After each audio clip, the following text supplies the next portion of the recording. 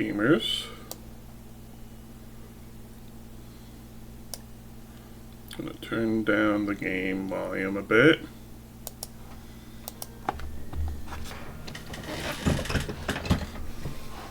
Because why ain't no one telling me that I'm too quiet?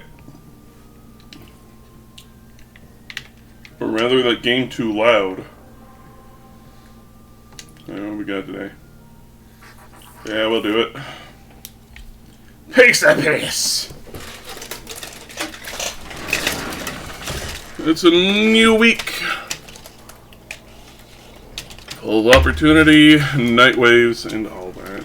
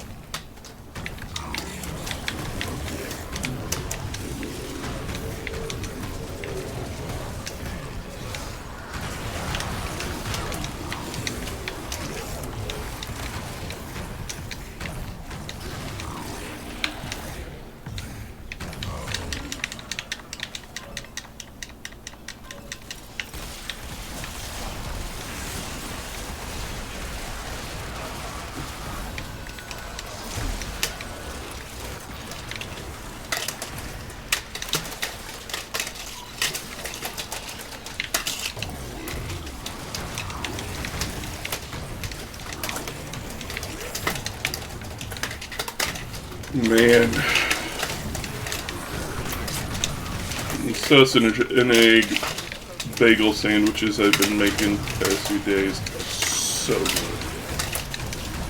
Sadly, I am now out of sausage, but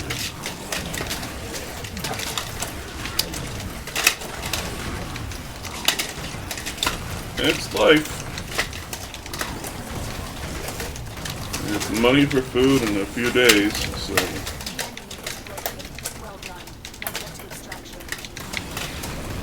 We'll only be sausageless for a short time.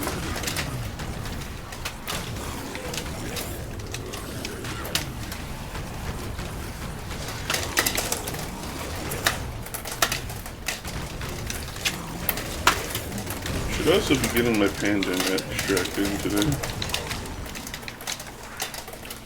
Yeah, provided Amazon doesn't just drop it off somewhere else in the world again.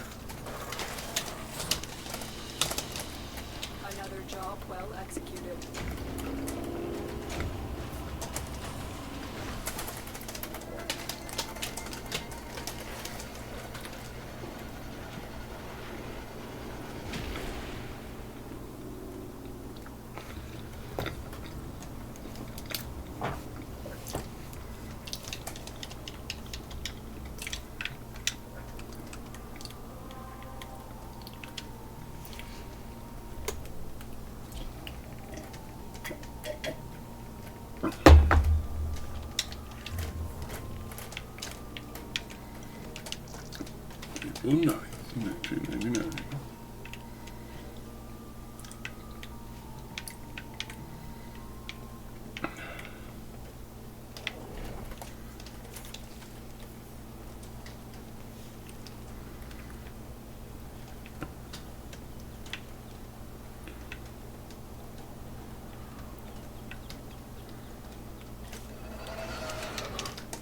Pretty sure I'd be playing Pokemon around that time.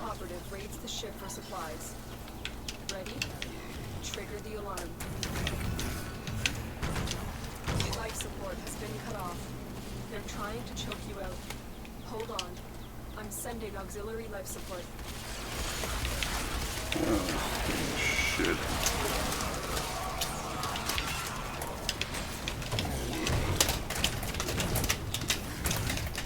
Looking forward to throwing this one in the bin.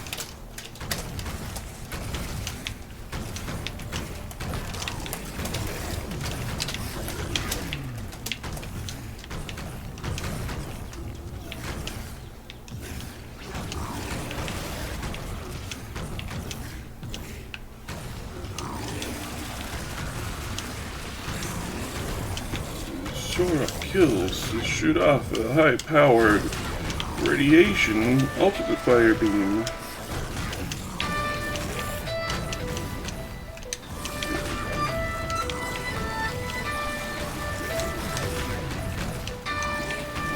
fun is going on. Till wiggle to YouTube, little how art thou today? Prepare for life support.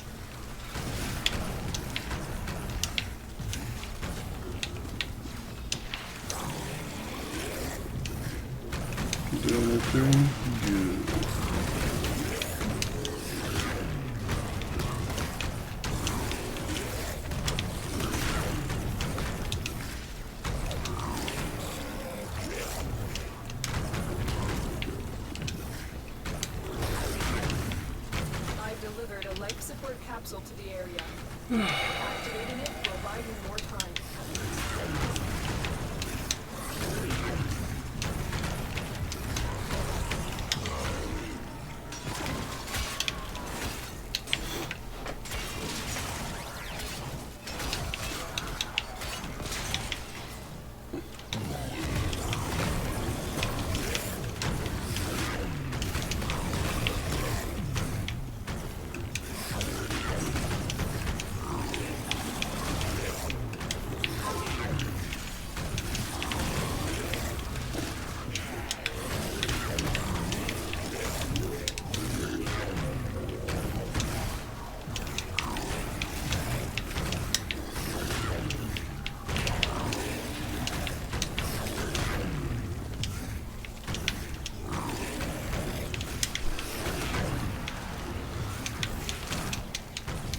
Goodness, 7.5 points. Get ready for a capsule.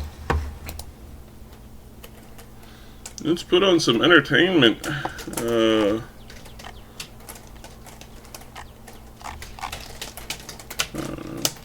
History.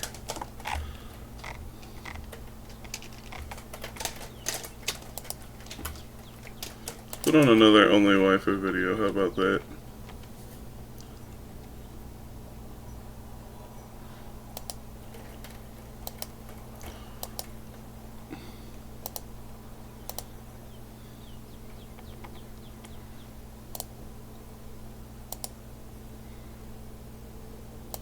You know, I would like to have some of what Redditors are smoking, because being able to yap without knowing anything about the topic at hand and not feeling like a good afterwards must be quite convenient. I don't blame gamers for being misinformed when Elden Ring does a very poor job explaining its matchmaking intricacies, but spewing nonsense thinking that you're speaking absolute facts? Quite a clown behavior, if you ask me. Out of all the misinformed back takes I had the pleasure of seeing, I think the one that stuck the most into my frontal cortex will be the one claiming that bringing DLC weapons to low-level invasions is a scumming thing to do. And I'm gonna ask myself, how did you people even come to that conclusion exactly? Because it's not really true. Gamers seem to be under the assumption that just because a weapon is from the DLC, that already makes it a pocket nuke that can vaporize anyone faster than they can say Reddit, no matter the context. And while many DLC weapons perform exceptionally well in high level, and I'm looking at you, Rakshasa's great katana, this performance doesn't necessarily transfer too well into low level, you know? For instance, if you wanted to use Ranan's greatsword at level, say, 25, you would need to invest a lot of stats in strength, dexterity, and intelligence. Man, the Batacore you have sucks. no points left to level bigger, which is the most important thing in low level. And even then, the payoff is pretty mid because your weapon will be only at +1 because you need to leave it at low levels in order to match with, you know, low level people, leaving you with pretty bad base damage and scaling. Not to mention the amount of FP needed to consistently use its Ash of War, which is quite a fuck ton. So you will also need to invest in mind. What will be the point of using this in low level? None. Yeah, big shock, I know. You know what would severely outperform Radan's greatsword in low level? A fire shamshir. Yeah, I bet you were not expecting that one, were you? I believe we have previously touched upon this topic before, but elementally infused weapons are your bread and Pierce butter does in next low to level. nothing The against split damage anything is that not isn't exactly from here. well mitigated because players haven't invested in levels nor better equipment yet, and having a fire shamshir with flaming strike, which gives the weapon an extra fire buff, by the way, will make you 10 times more dangerous than if you use Radan's PP. My brother's big. I'm autistic. Literally any regular weapon with an elemental infusion combined with a buffing Ash of War of the same element will grant great results in low-level PvP. A combination of vigor and these weapons is really all you need to survive, and this goes both for hosts and invaders. In fact, I will dare to say that base game weapons outperform DLC weapons by a big margin, since most of the DLC options for high level are non-infusable somber weapons. Claws of Night, Rakshasa's Great Katana, Great Sword of Damnation, all outperformed by a stick set on fire. There are a few DLC options that are decent in low-level PvP, yes, of course, but they are not nearly as strong as some of the base game stuff. Dryland Halberd has to be the strongest weapon to use in low-level PvP. And you can obtain it without leaving Limgrave. It has high base damage, hyper armor, and it can be buffed with frost buildup and extra lightning damage by casting Spin and Slash. It's as if this weapon was made for low level. So I see what you did there, Miyazaki. Don't think I don't know. So I ask you again, where did you get the impression that DLC weapons are all broken in low-level PvP? Because most endgame weapons like boss weapons or shit like that cannot even be used in low-level PvP due to stat requirement, and the payoff if you actually manage to get the stats to use them is just not that great. Seriously, I'm curious about the answer. I would really like to know where you got this from. From Rosetta Stone. Also, I made a poll to ask you how is your opinion on low-level DLC weapons. So let's take a look at some of your comments and try to debunk some low-level myths. Let's see what you said.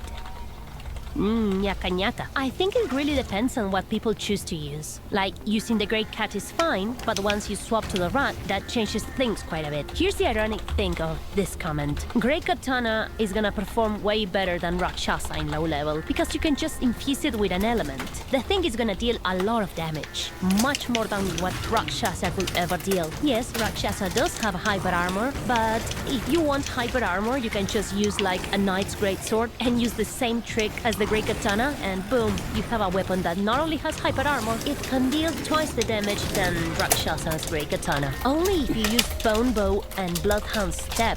First off, Bloodhound Step is not even DLC, and the iframes that it gives you are not as much as it was before. And Bone Bow can just be countered with a shield. Yeah, it's that easy. This guy also mentions Bumbo, and he mentions Scarlet Rod, which is valid, but it's not DLC. And then he says that using any weapon against someone who's probably never seen that weapon and won't know how to dodge it is bad. But that applies to any weapon in the game, not just DLC. Remember guys, if you use a weapon, shame on you, because the enemy may not know it. Holy fuck. The DLC shit is really good, but the only thing I think is genuinely, I think it's like that, right? Genuinely? Yeah, genuinely sad is low-level Sword of Damnation. I mean, I get where you're coming from because of the netcode thing. Oh, I've been impaled. But it doesn't deal as much damage in low level. Plus it has high requirements, and meeting 20 fate just to use this thing, I think it's just not worth it when you can just, again, infuse a weapon with an element and fuck shit up. I really like this comment. Use what you like or what you know works. A good gamer knows that if he should lose, it is due to his own lack of skill or being worn down, whilst a poor gamer blames other sources. And that's really true, if you think about it, especially when you're in a scenario where you have the numbers advantage, as we have previously talked about in our Impatience video. So go check it out after this one. Peace. Blasphemous Blade is in the base game. So base game is better than DLC. Not for low level, no. And we are talking about PvP, not PvE. Blasphemous Blade is pretty dog shit in low level, and in PvP in general, it's just not that great. So you are a little bit misguided. This guy, I don't even know what he's yapping about, but the build he's describing right here, like if you wanna read it, just pause because I'm not gonna read this buttfuckery. The build he's describing is absolute dog water. Like it's super bad. You can't imagine how bad this shit is. No bigger, just Eleonora's Fall Blade, which is pretty ass in PvP, and he's wasting a lot of resources just to get the stat. Like, now, that's I'm sorry, Alex, but yeah, that's pretty dog shit.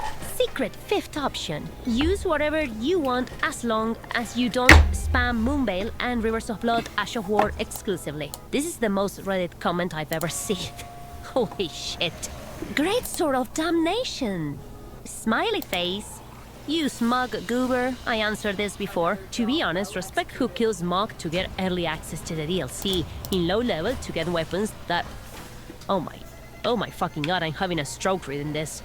Let me start over. To be honest, respect who kills Mog to get early access to the DLC in low level to get weapons that aren't really too strong that I will consider a cheese tactic. Let me catch my breath. That's not how it goes. Most players will just de-level their character and weapons for low-level PvP. You can't do that. What? How? What? Bro, what the fuck are you even talking about? That's not possible to do. Need something to fight a constant carry Once the level's committed, it's committed for life. So yeah, go for it. I understand where you're coming from, but if you want to do that, you have much better options in the base game. Dragon Halberd, by the way. A lot of DLC shit is broken and it's all you encounter in PvP now. Pretty much killed PvP for me, because I didn't have the tools or skills to counter it. If you allow me to quote Walter White, You got one part of that wrong. Raptors? This I thought we had And seen there's the one bombas against from the Jackal. DLC are some criminal level shit. Weapons are okay, I guess. You know what? I actually agree with you. Bombas are fucking broken. After reading all this, I think it's pretty fair to say that most people who condemn DLC weapons in low level don't really know what they're talking about. I'm sure they are well-intentioned, but it's just not it. But I don't know. Maybe it's because the DLC is too expensive on Steam and they can't buy it, which is understandable. But I will not worry if I were them, because Instant Gaming has got your back. As a website with over 10 million satisfied customers, Instant Gaming spits on the overinflated prices assigned by the man and offers great leniency to those economically challenged poggies who really want their fourth anime armpits video game. You can rest easy knowing that all of the amazing discounts in games, game cards and subscriptions you can shop for in Instant Gaming are safely backed up by great Trustpilot reviews alongside night and day customer support. And of course, it doesn't matter if you built an altar for Gabe Newell or Bill Gates, nor what console has replaced your dad's photo in the family picture book. Instant Gaming will always have you covered. But wait! There's more! By clicking my custom link in the description hold, the or only pinned thing the comment and Batacore can creating do an damage Instant against Gaming account, you will participate in a robot. free giveaway where you'll be able to purchase anything of your liking. No purchase is necessary. Love it. Just creating an account is enough. So what are you waiting for? Those morally questionable games won't add themselves to your Steam library. Huge thanks to Instant Gaming for sponsoring this video. And to finish the video, how about we do some invasions with a very, very basic base game build, using only a fire Shamshir, a poison halberd, and a dragon halberd. We're only gonna have 3 flasks in order to limit ourselves with how much healing we can have, and we're just gonna use throwing knights and no other items. As you can see, all of our weapons, our talismans, and our armor can be obtained in as early as Limgrave or just rush into the dragon barrow in like 5 minutes. So You anyway, can get just let's about go. anything in the game I suck near the potato. very start Okay, of the game. Thank you. Let's see if we can actually... Especially Is that... Are those DLC items that I see? The broken martial arts? That some Let's people see. talk about? Oh my god, he's using a DLC weapon. It's so You broken. just need to beat How am I Godric. even gonna deal with That's it? it. What can I do? Oh no. well, to access Moog at least. You beat Moog. Oh, that. I guess I can do that. Okay. Wait, you need to beat Moog, Yeah. Radon, Uh-huh. and Godric. That's the No, quickest I way can into the see DLC. you. Nope. Oh my god, I can't believe I won that. I mean, he had a DLC weapon. It was impossible to win. Alright, let's see what the So, fuck 3 is that. bosses. Hello? Hello? Bueno. Oh. But you just need to Uh-huh. beat Oh, let's Godric in go. order to get a... Ooh. Wait, no. Godric into Godskin Noble in order to Okay, get one down. a max level Oh. weapon. Rivers of Blood at home. 2 Not even bosses that, into it's the not even game and you complete. can be cracked. Yay. Bueno. Do we have... Uh-huh. Kirito. We Yay. gotta go. Junior Face. Soprano. Hey, okay, if you excuse me, I'm gonna drink my thingy. Come on, let's go. I knew something was coming towards me.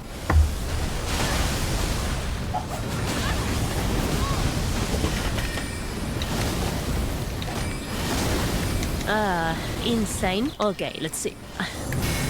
What you gonna do? He fell. Oh no, he didn't fall. Okay. Come here. Four he more, actually and dodged then that. I Insane. can make the sepulchrum, or whatever it's called. Ow. Uh-huh. Okay. Okay, the other guy is behind me. Uh-huh. He doesn't give a flying fuck. Fucking die, Jesus Christ. Okay, what about you? Are you gonna do a meme? One of those memes, like jumping? Uh-huh.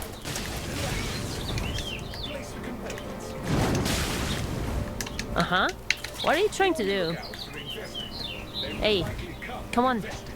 What's the plan? So, do you have anything planned? No.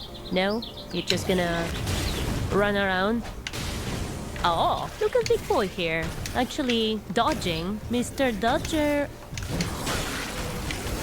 Oh, you're kind of fucked, aren't you? Wow. Insane player. Master. Okay. That is indeed a name, and that is indeed another name. Hey. Hey, hey. What the fuck is he up to? Oh, Give me the booty. Uh-huh. What the fuck happened to the other guy? What? Well, that was indeed a fight. One of the fights of all time. The Pyromancer. How about Why you can I not pirate jump? these nuts? Got him. Hey there, Mr. Pyromancer. Come on. I got fired too. Somewhat. If the game loved you me, got a it would friend, give me though. an arm Spinoza One. rivet. Nope. Okay. One. Oh, he only likes to roll once, huh? Hey. You're not gonna attack? Is something wrong? Why are you not attacking? What's the matter with you? Nice. Uh-huh. Bueno. Mine. There goes one, Mr. Pyromancer. You were here just a moment ago. Oh, you disconnected. Horsies. Always nice to see horsies. Uh-huh. Come down from that thing, dude. Bueno. Qué rico. Uh-huh. The guy behind me. Alright, one. Start Okay, mining. that's it. What about you?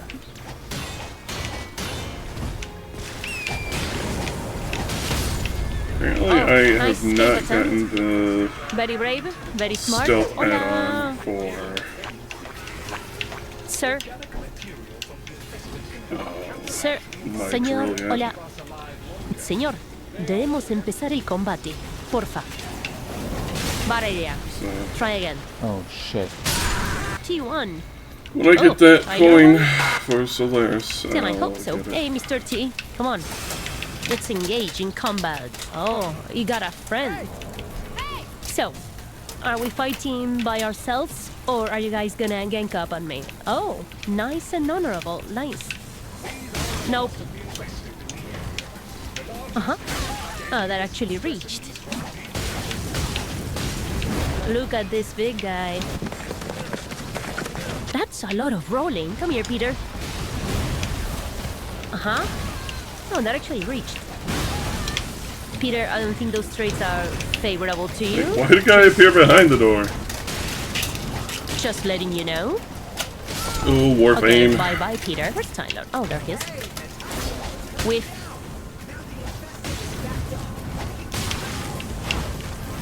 Alright. Those latency hits will never not be funny. Let's do something fun. And this is one of the rooms with the secret. Okay. Oh!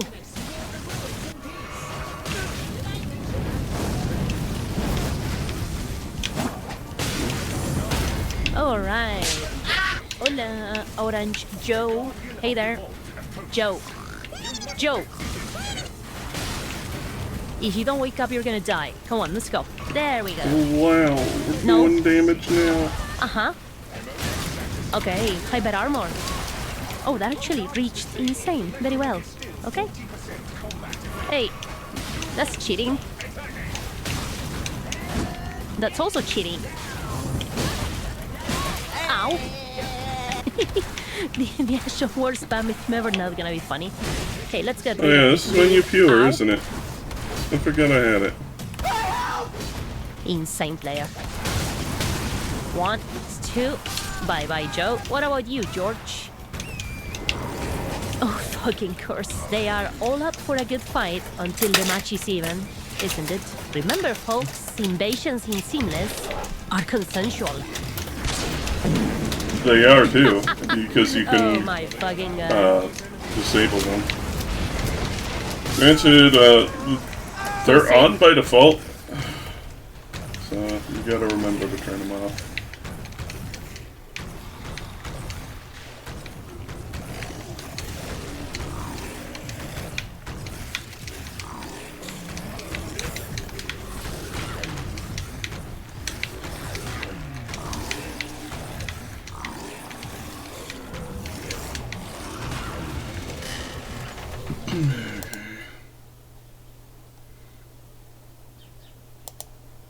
I want to apologize because this video is gonna be a bit different from what you're used to seeing on this channel, and you will probably have to endure my natural accent in order to get my points across more efficiently. Tal vez hasta diga algunas cositas en español y las subtitule, porque aunque no lo crean, me cuesta un huevo hablar y She's expresarme en from inglés. Chile, So if you don't by like the my way, if I accent, I'm remember sorry, right. but jodete. I want to clarify from the get-go and before I detail what happened in this invasion that this is not me complaining about the status quo in invasions, ya que muchos de ustedes, hijos de un camión cisterna lleno de putas, son súper rápidos para escribir comentarios sin ver el video. And I promise you, I'll get my point across after I show you the details. While I was recording for my Backhand Blaze video, I ran into a squad of 3 players who were about to enter the Meteor Mother of Fingers boss fight. Right after the invasion begins, I get run down by one guy while the other 2 are coming just a bit further back. Thinking I'm gonna be jumped by all of them, I pull out Waves of Darkness to try and deal as much AoE damage as possible, but it turns out the other 2 guys are mages and could not give 2 shits about proximity. Thanks to a relatively generous amount of latency, I managed to roll my way into safety.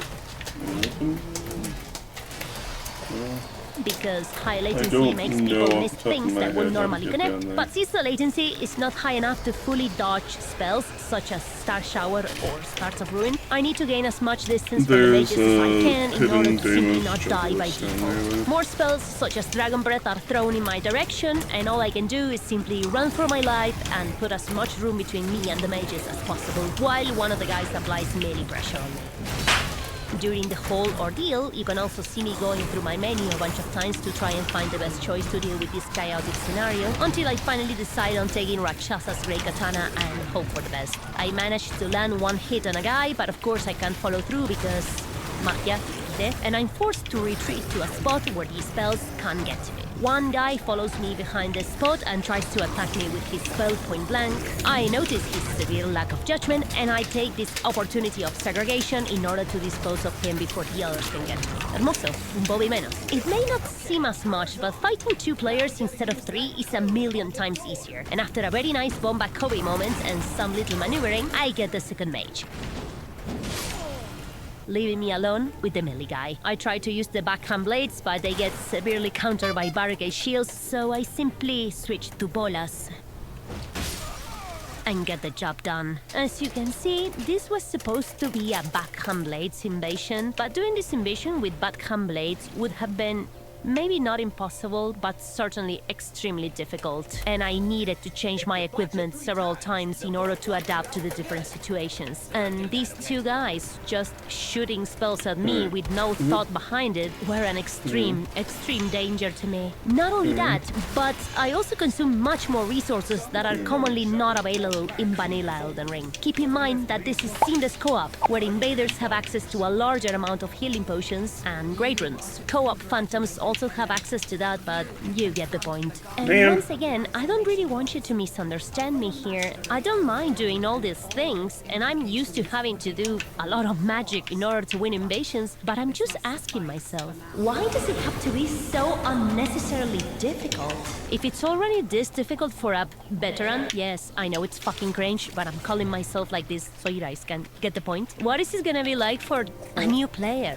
You know, someone who wants to try invasions. When you play PvE in Elden Ring, you start from the very bottom. They throw you into weak, simple enemies for you to learn the basics and mechanics, as well as getting a feeling of combat and how you are supposed to face the challenges that the game imposes on you. You even get some tutorial messages explaining to you in plain English how some things work and what are the best options to deal with enemies. For instance, this stance break tip, which is one of the most important ones in the game. In PvP though, it's pretty much...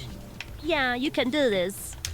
Good luck. The game doesn't even explain to you how the matchmaking system works, you know, the thing that you need to know so you can know who you are invading, let alone that some items don't have the same benefits in PvP than in PvE. Like, for instance, the Dragon Crest Great Shield will give you 20% extra physical defense in PvE, but in PvP it's balls, and it only protects you for 5%. So, whereas using it in PvE will be a great idea, using it in PvP could be accounted for a waste of a talisman slot. Same thing happens with another PvE favorite, the Fire Scorpion Talisman, or any other Scorpion Talismans for that matter. They give you more benefits in PvE than debuffs, but in PvP it's the opposite, and you get more debuffs than benefits. They are not worth using in PvP, and nobody tells you this. You are just thrown into some random player's world, and the next thing you know is that you have a moon veil up your ass and 3 dudes are teabagging your rotting corpse. And this is something that you may have experienced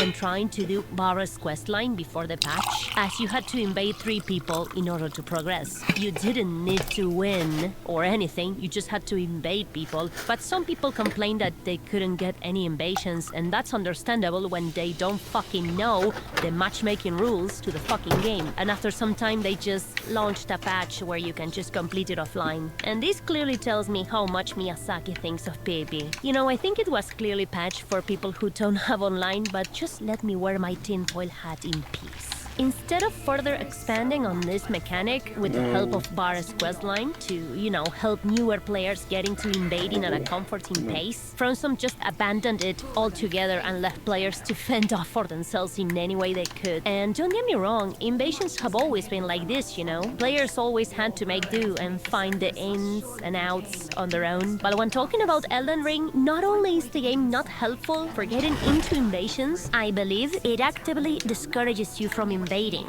Maybe not with a tutorial text that kindly tells you to fuck off every time you try to use the red finger, but by making invasions nearly impossible to win for the average Souls newcomer, or dare I say, the average Souls fan. No es ningún secreto en este punto de la vida de género que los juegos Souls se volvieron mucho más mainstream de lo que eran. Elden Ring sales already speak volumes of it, but FromSoft was clearly prepared for it, as they made sure to give invaded players as many advantages as possible.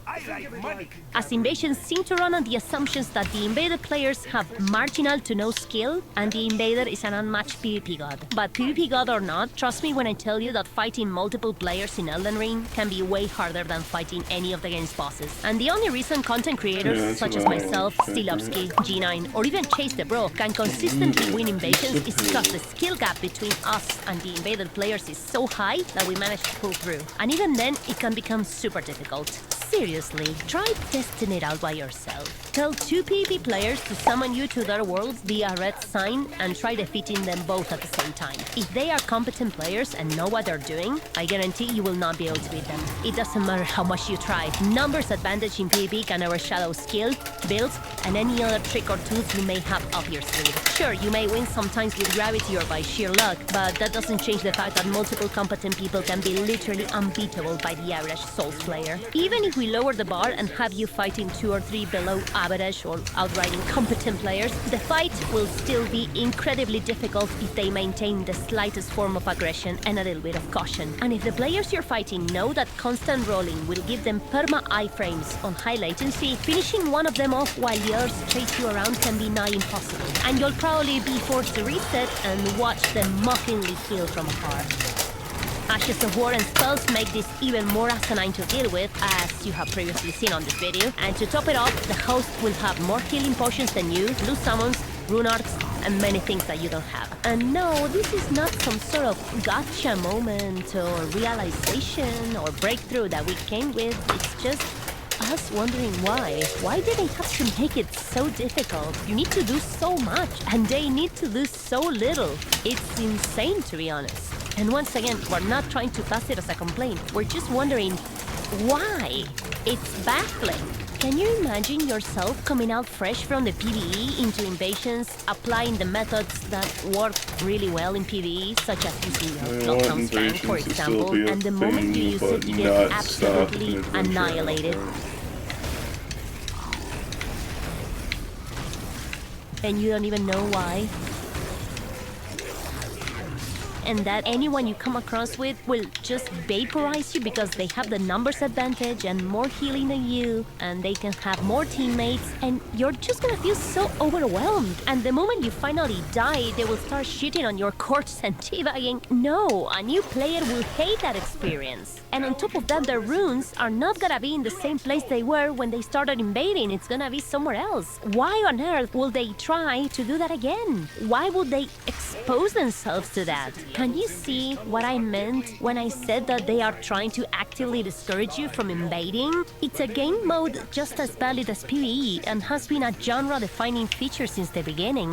Why do they seem so adamant to get rid of it? As if it was the worst possible thing to ever exist. We don't know if it comes from a place of wanting to give the illusion that they are trying to maintain some sort of collective, fictional, moral high ground that the community has been trying to impose over invasions over the course of the years, or if it's just due to technical and practical issues regarding the network and gameplay. But from a developer standpoint, invaders are nearly treated as garbage. They have no incentive whatsoever to invade or participate in invasions. There are no covenants, no rewards, and like we mentioned, no help from the game to get into it. The thing that feels like them hawk-tuaing in our face is the fact that both items used for invasions have no distinctive features whatsoever. Both the Bloody Finger and the Recusant Finger do the exact same thing. So why have two of them in the first place? Are they just residual shit that was just left behind when they removed covenants? Is this Miyazaki's way of saying this is how little we care about you? Fuck you? No, I don't think so. Not really. That will be the fact that Blue Hunters have no lore or purpose. If I were to ask you right now, what do Blue Hunters exactly do in the World of the Lands Between? Would you know what to tell me? There is literally nothing for you to say. They have no fucking lore. They just... exist? Because the host needs more help? And speaking of help, do they need more help though? In order to get a blue in your world, you need to be invaded. And in order to get invaded, you need to either summon another player or use the Taunter's Tongue, which is an item that allows you to be invaded when you are alone. In neither of these instances does the host need any help, because they either A, already have help with their summon, or B, don't want any help because they willingly invited invaders into their world for whatever reason. The only reason Blue Hunters exist is for the host to gank the invader with numbers advantage. Which is fine by me, like, bring them on. But if you ask me, I don't think that new players that are just getting into invasions will appreciate getting cock-blocked by blues every invasion. And the worst part is that we haven't even factored gank squads into the equation, you know. 3 people who sit in a place with no mobs, waiting for one invader just to greet them. Like, imagine if a new player runs into them as their first invasion experience. Oh boy, y ya me imagino que algunos infradotados mononeuronales en el chat van a poner cosas tipo, ay, pero ellos están invadiendo, se lo están ganando, es culpa de ellos por arruinar la diversión de los demás. ¿Por qué no te vas a lavar el orto un poco, pelotudo? O sea, si para vos invadir a alguien que voluntariamente se expuso a invasiones porque invocó a alguien más y están participando en un modo de juego que es parte de la experiencia en general, sería arruinarles la diversión, por favor volvé a comentar cuando se te desarrolle por completo el lóbulo frontal. bobo. And there are even some gankers that will create YouTube channels dedicated to humiliate invaders, regardless of their skill level. Yeah, I don't think these are well-adjusted individuals, if you ask me. If you allow me to use my conspiracy hat at this very moment, I would say that FromSoft are lowering the quality of invasions, so when the day comes that they finally get rid of them in a new installment, like Night Rain for example, not as many people will complain about it, so the voice of those who still support invasions won't be as loud. And we're gonna enter an era of Souls games with no I'd be invasions. fine That's gonna be funny. They won't be Souls games, if but hey, PvP what can you do? It's was funny purely how the motto opt-in. of Souls games has always been get good for a long time. Like, if it was you're locked struggling to with the Covenants, game, you perhaps. just need to try again, get good, and And face up to maybe, it, which is sort of what if the they want to developers make it intended since the release of be Dark with Souls. co-op. But when it comes to invasions, the discourse of the majority is not to get good. It's simply to get rid of make them. It's like the factions- moment a human factor is Make sure you introduced have to be in a into the mix, faction to do everyone co-op. suddenly gets offended.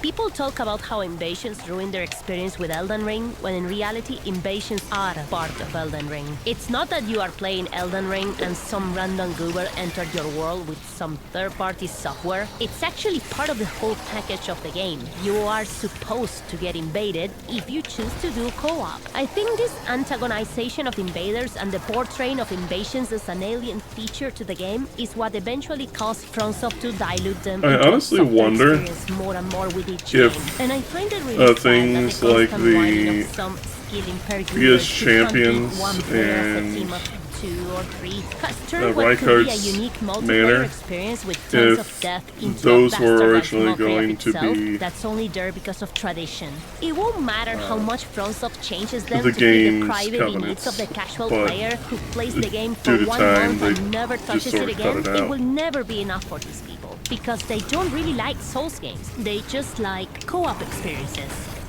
And this just ain't it. Listen, I know I'm making a ton of assumptions here, but they are based on observations I made on the community throughout the years. Balancing the game mode that brings longevity to the game after you have done everything in PvE around the people who only play Elden Ring once and never touch it again will never be a good idea. And I cannot even begin to tell you how demoralizing and indignant it can be when you are defeated by 3 people who barely know what they are doing. Players that will instantly crumble the moment they have to fight by themselves. It doesn't matter if we gave you the key to their house. You are still ill and deserve every disadvantage possible, so little Timmy won't feel bad about not knowing how to properly play the game. And trust me, I know that it sounds a bit unhinged and maybe rude, but I would be lying if I told you that it's not hurtful, to be honest. It's a bit ironic that in a genre where skill and hard work is supposed to be rewarded, the player that is considered by the game as the most skillful, in this case the invader,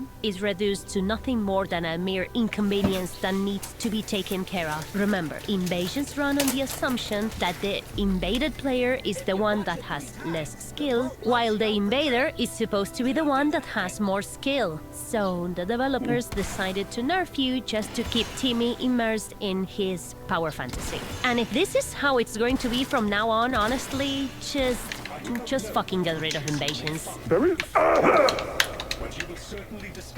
They will be missed, but Please, I'd rather Rivet. them die now instead of having a Rivet. future installment where every time you try to invade, a hand Your comes mother. out of the fucking computer and just crushes your balls or something. Lo que porongas, eh? And remain as remains. Perhaps you might learn more once you strengthen your void connection.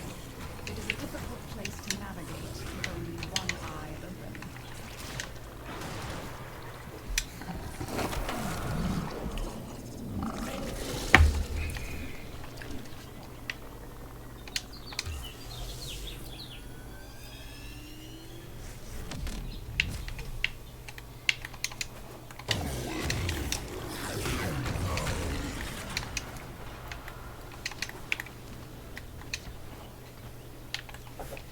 Well, it's one night wave down.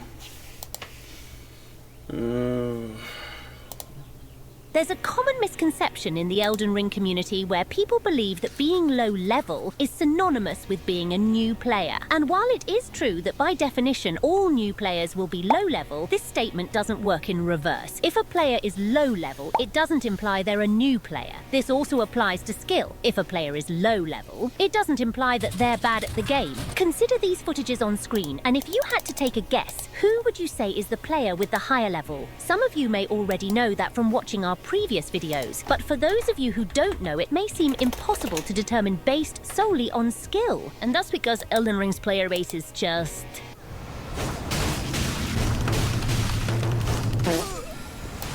well, they're bad. They are bad at the game. En serio, pareciera que juegan con las patas. But this doesn't stop people who don't even know how the matchmaking works from claiming that low-level invaders are pretty much the scum of the earth for daring to invade low-level hosts. Por las dudas aclaro por si alguien con el cerebro liso ve esto. No. Alguien de nivel 500 no puede invadir a alguien de nivel bajo. And it's usually the most clueless people who make the most stupid claims you'll ever see. And I just want to point out that I think this is the best example I could find of this, of people talking about things that you don't know anything about. This guy is openly speaking against low-level invasions while at the same time saying that he finds it a bit too much when single-digit hosts are mesmer orbed by invaders. Mesmer orb requires 60 faith, which is a huge investment to make for a low-level character. You will have to sacrifice everything: vigor, endurance, strength, dexterity, in order to get those 60 points to be able to use the thing. And even if you manage to be able to use it, it sucks balls in PvP.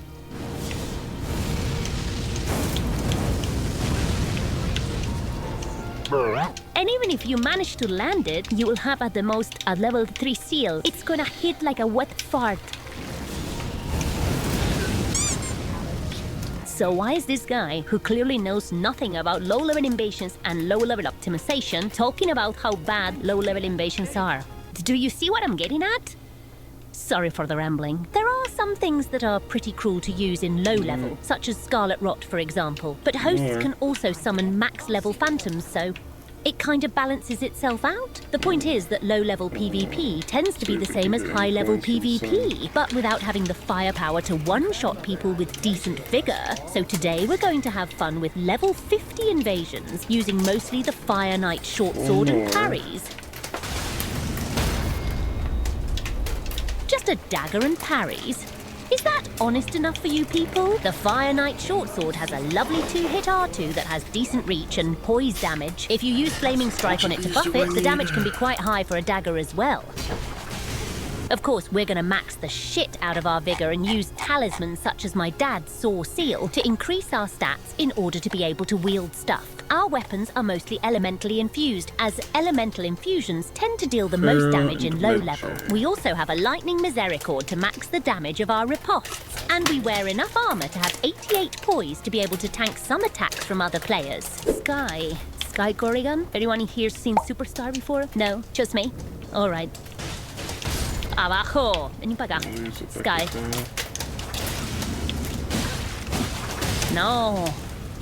No mashing.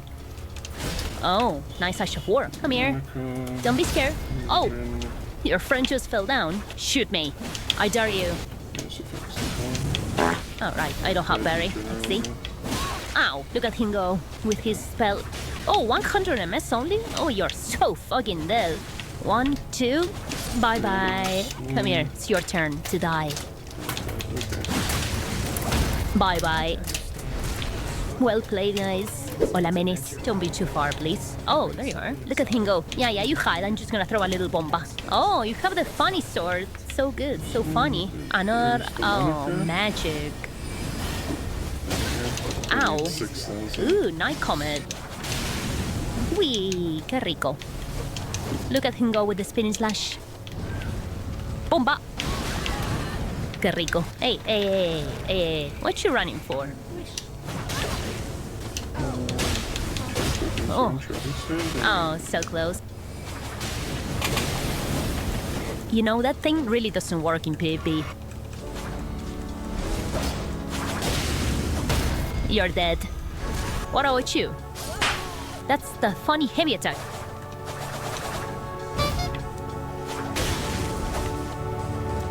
Ow. I wanna parry your ass. Okay, Where's... you're dead. Bye-bye. Well played. Oh, AFK, are we? Did not survive the regard check. Bolsonaro, I'm gonna give you exactly 2 hours to come back. 2 hours later. Fair enough. Oh, Bolsonaro survived. Insane. Again. Nagi-dagi. Are you using Naginatas by any chance? Oh, I would love to see that. Don't There have you all are. of them yet, Hey but there. I'm getting there. I also Abajo. need a lot of Oh, tokens there's your to friend. get these. Insane. You're gonna keep mashing? No, you shouldn't, right? Yeah, you shouldn't. You shouldn't. Where are you going? Look at him. Go. Come on. ¿A dónde vas, papá? ¿A dónde ibas, eh? Now it's your turn. At least you're coming to fight. I really respect that. I actually respect that, sir. What the fuck? He must be desynced. Let me try that again. Let's see if he sees me now. No, you can't. Hey. Well, fuck it. I'm out of here. Bola. Hey, Bolsonaro and Lula again. They have to come back at some point. Bolas. Oh, there's only one guy. Oh, you're trying to cheese it? Are you really trying to cheese it? I won't let And you I just want cheese to it, get the rest you of them, cheeser. so I don't have to go. Nope, not on my watch. I Bolas. have. What you guys doing? Are you being naughty? He must be in the fort. Oh, hola. Hey, that's not very kind of you. You're fat rolling in there. Stop panic rolling. Nobody listens to me. Bola. Bomba. That was funny. Shut up, Mom. No, They're finally awake. I I might can't just- believe this. They have I been don't AFK plan all on this keeping time. the Volpafile. Oh, that's for so the delicious. parasites Come on, right now. Bolsonaro. Vení pa' acá. You wanna heal up? Come on, heal up. Bueno. Oh, I couldn't I'll backstab. probably just Uh-huh. bin it. Do that again. Do that again. What the? Do it. Swing it. Swing it. Uh-huh. I love doing that. It's so fun. Come here. Oh, I can get tokens. Okay, No, that's no, no, actually no, no. useful. Well played, guys. Well played. Little bean for 15 What are coins. our little main Absolutely. characters? Our little goobers. Oh, there you are. You should get down from your It's horse 10 coins now. to get All right, so. a thing. That actually okay, helped. Understandable. Okay. Uh-oh. Thanks to Necrosk. Uh-oh. So we need materials to make What, you want to die as well? one Goober, Volpafila and now it's your and 2 turn. Parasites. You have to fight, dude. Just accept it. We You hit left next invasions level, open for a then reason, so don't pussy out. Donato, yes. So give me that forma. You're not gonna fight, you're just gonna roll? Lucasca. That's kinda lame. Zere Kuda Modular, Oh my okay. god, I almost have a stroke trying to pronounce it. Oh my god, they are dying. Don't you dare dying. I am the one supposed to kill you. Where are you going? Oh my goodness, he got Well. one-shotted. Bomba. And another bomba. Oh my god, I'm such a menace. De gustan las bolas. That's a bit odd, if you ask me. I've never seen anything like that, but this is okay. Parasites. All right then. Get him, get him. Oh, Parasites. now he's on the ground. Hey there. Oh, Jake is fat rolling. Jake, you're losing HP. Parasites. Jake. Oh, are we Oh gonna need god, to collect he used Dash of faster War. He's a for big boy. Do it again. antigen. Look at him mashing L2. Look at him go. Look at him go. How far can you go? Jake, huh? Come on, Jake. That's it. See? The R1 is much better than the Ash of it's War. already. You're not listening to me, are you? Lamau, poor Jake. Check 1. Hey, get down from that horse. That's illegal. I'm going to look. Get down. What are you doing? Hey, come back here.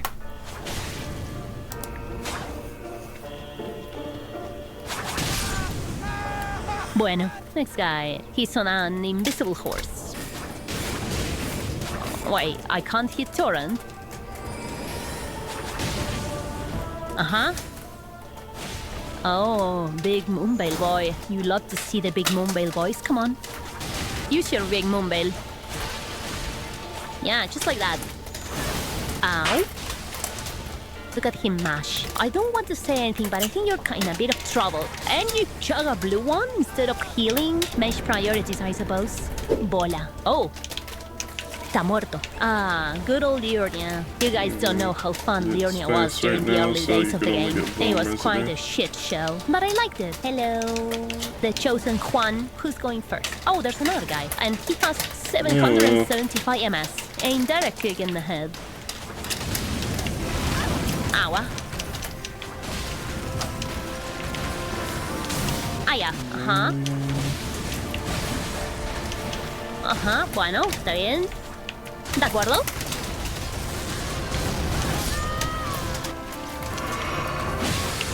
Ow.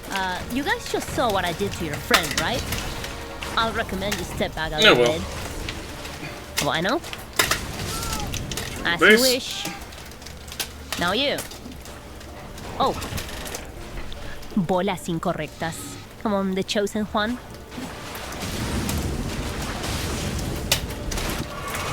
Nope. Nope. Nope. Ah. That was so close. Yeah. So? Oh, well, Juan is dead.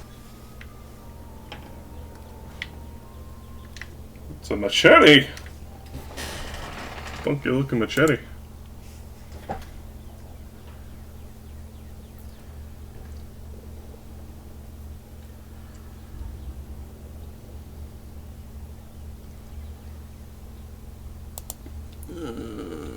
One sec.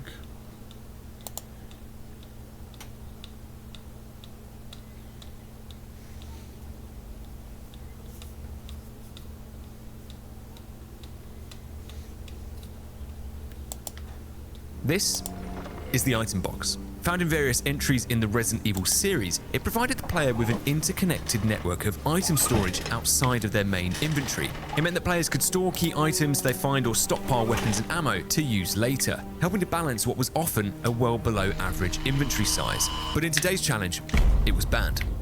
We were going to be playing as Chris on hard without the item box. Now, Chris is the objectively harder character for a variety of reasons. Oh my god! But the one that had the biggest impact I on can't today's tell what challenge that was symbol Chris is. only had It is 6 way too inventory small for slots to me, work and with, which compared won't to give Jill's me 8. Without the item box, that meant every single item in the game would need to be managed via these 6 slots. And because you can't discard items in Resident Evil 1 like you can with the more recent RE games, items were now like herpes. Once they were inside us, there was no getting rid of them. Regardless, I was feeling pretty confident. Having played Resident Evil 1 Remake an offensive amount of times, I knew exactly where every item would be. So, I mean, all in all, this would be easy.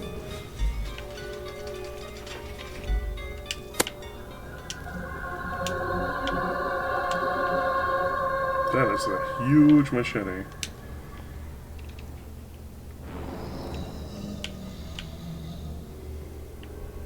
Oh, okay. Jesus fuck. With Ben Powell's randomizer mod, it now meant that not only was I getting my human rights violated, but my extensive Resident Evil 1 Remake knowledge was now worthless.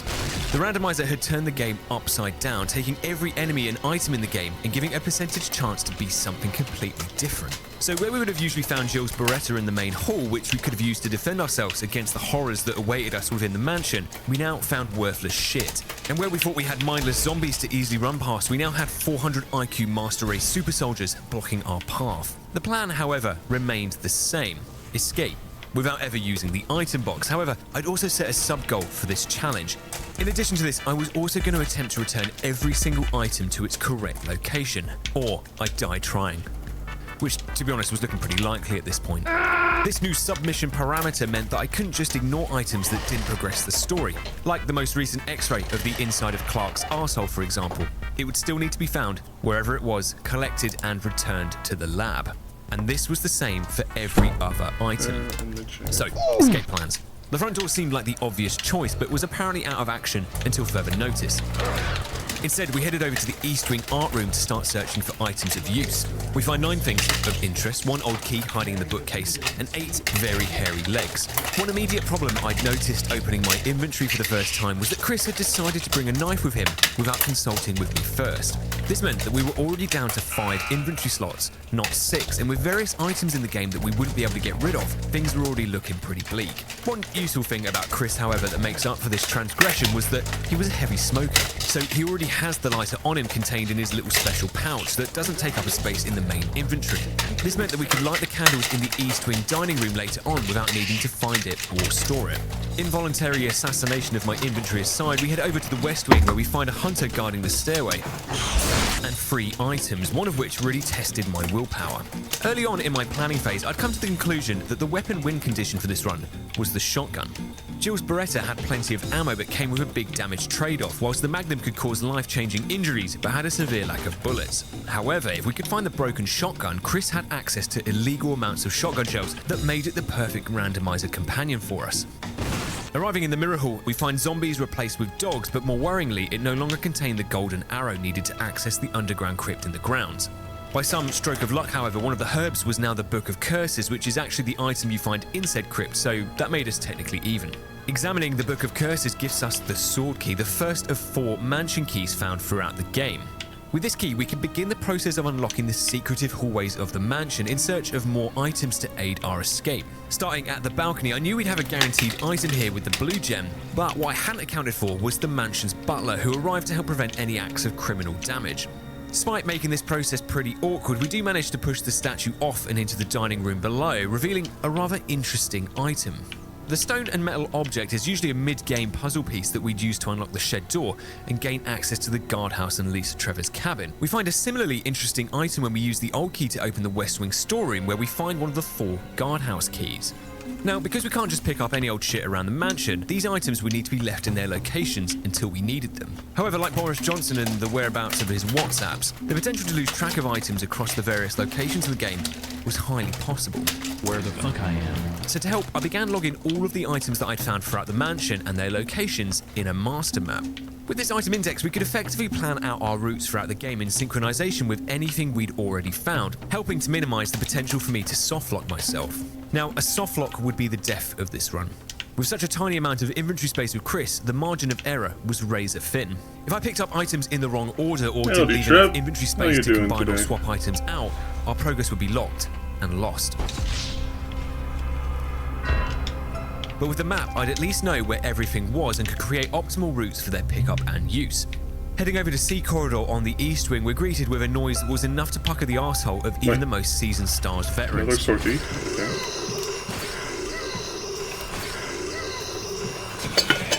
Having 3 Lisa Trevors screaming at us in the corridor was less than ideal, particularly as they hit like a freight train. You are tearing me apart, Lisa! But what was more problematic was that when we reached the small I'm a bit of a sleepy corridor, bean the dog today, whistle but was not gone. too bad. Wherever this item was now hidden, we'd need to prioritize finding it. It was a vital component that would help us to retrieve another of the 4 mansion keys from the trap in the attic. Without it, key doors and the items hidden behind them would remain locked. After we get mauled by Paw Patrol en route down to the first save room, we find another old key and our first death mask, but without the arrowhead to open the crypt, we'd simply have to log it and return for it later. Next up, we make a series of very interesting discoveries over Monday on the morning East Wing. grinded. Firstly, in the L corridor, we miraculously find the battery required to restore power to the courtyard lift. That meant that we'd now found 2 of the 3 items required for complete access to the courtyard and underground mines in the first 15 minutes of the game. However, we were quickly jolted back to reality with a lesson in in-game physics. I'm dying. Help me. Which occurs in the downstairs bathroom. As Chris scooped up a fresh glass of Gamer Girl bathwater, the dimensions of this tiny bathroom were revealed to the surprise of no one to be the size of a bathroom. However, the randomizer gods make no consideration to location when spawning enemies in, evident when the zombie from the bathtub was replaced with a yawn who emerged from the toilet bowl. Now, for anyone who doesn't know, Yawn is a 20-foot snake that stars as a boss in 2 locations in the mansion, both of which are much larger than this bathroom. The problem with spawning enemies the size of a caravan in a location that was the size of a paddling pool was that we started to break down the laws of gaming physics. In areas where the collision box of the enemy spawned was equal or larger than the route through, it made it impossible to get past them. Slamming the door behind us, we knew that the evil we'd awakened in this tiny downstairs bathroom was one that would never sleep and that wouldn't be held by this door forever.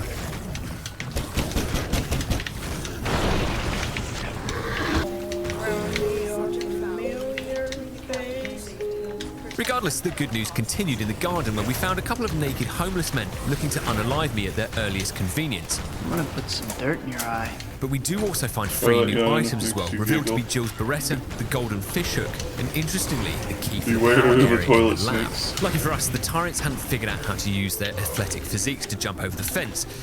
At least for now, so we stopped by to lovingly caress the handle of my future partner in crime before we're forced to start in the anticipated sequel to Snakes in the Downstairs Bathroom. Snakes fucking everywhere in this mansion. Spear Prime. This is fucking bullshit. Okay? These fucking assholes. These fucking assholes! The fuck is their problem, man? With the entire lower east wing of the mansion now requiring the skills of a snake charmer to pass through it, we head back to Kenneth's corridor where with a textbook fake out around his body we can make it past the tyrant blocking the way to access the final lock requiring the sword Melee key. only. As we mentioned before, with the final door requiring the sword key unlocked, the key had now fulfilled its purpose and the game allows us to discard it from the inventory, the only That time core we'd wouldn't be able to used do this. anyway. Entering the kitchen Using area, the we're greeted spear. with a mating call of more Lisa Trevors, and after getting fondled against our will, we do find something worthwhile hidden amongst the rotting fruit and veg. Finding the helmet key is actually insane because this is usually a victory gift found in the fireplace after defeating Plant 42 over in the guardhouse, meaning we were now opening doors in the completely wrong order that we were supposed to be. With no power to the lift, we had to pull up our adult diapers and head back out to try and convince the tyrant to let us through his corridor without battering us. He was a reasonable man. I'm sure we could come to some kind of agreement. With our fancy new helmet key, we gain access to a huge array of what would usually be late game possibilities inside the mansion, which immediately came in handy because unlocking the large art room on the east wing, we find a hunter guarding shotgun shells, the first half of the Moonlight Sonata manuscript, and the golden arrowhead, which we can now take through to the crypt and unlock its secret entrance to reveal a generous helping of fresh honey and the location for where the 4 death masks would need to be placed. Over on the west wing, we can unlock the trophy room where we find one of the free MO discs that contain a password we need to rescue Jill later on. We also find 2 other unknown items contained within the eyes of the taxidermy on the wall. Like the fat guy from the mummy, we greedily picked them out of their resting place, and like the fat guy, we were about to be given a headache. The yellow gem is revealed to be the hexagonal crank, which was a good find. It's an important item that we'd need to access certain areas in the mine later, but not one we needed right now. But the game didn't care what I wanted. Once selected, there was no option to exit out of this menu or politely decline the offer. The wording on the screen was a statement, not a question. I got the crank in the same way I would get Ebola. But no matter what I said, the reality was that this item had illegally entered my inventory and was here to stay. The crank was also one of those items that couldn't be discarded, so it was basically a life sentence. In a single flash, I've been crippled to just 4 inventory spaces to last me through to the end of the game. I debated whether I should pick up the other gem just yet, but realistically, how much worse could this really get? Please, something crazy will provide better! With that inventory space now permanently lost, we passed the currently unretrievable mansion key to open the 3rd floor attic library door. It felt slightly illegal to be allowed to open this door so early, as this would usually be where you'd face Yawn for the final time in a big boss battle towards the probably end of the have a game. lot of fun But here we were, playing, having never left the mansion. RE2 Whilst I had hoped that Yawn might be randomised into a bee, remake fighting the snake here wasn't the randomizer. worst problem in the world. Currently, the only weapon at our disposal was the knife, but with this massive bookcase in the middle of the arena, Seems we could just already play a hide and go shit seek show, around so it and it stand couldn't on its be any tail worse. trailing behind it without ever getting hit. Barring a few jump scares, the war of attrition was easy enough, but on revealing the item in the bookcase, in a refreshing change of pace, I was actually the one who made my life harder. On seeing the mansion key, for some reason, my little goblin brain just snatched it up. Oh no! Maybe it's because I'm a magpie that likes shiny things, or because I thought it was the armor key, which it very clearly wasn't, meaning that the more likely reason is that I'm an idiot. In either case, this was the shield key, and it only unlocked 1 door in the entire game. This door, located here. A door that we couldn't access because the preceding door was locked. Locked by the armor key, which we couldn't take.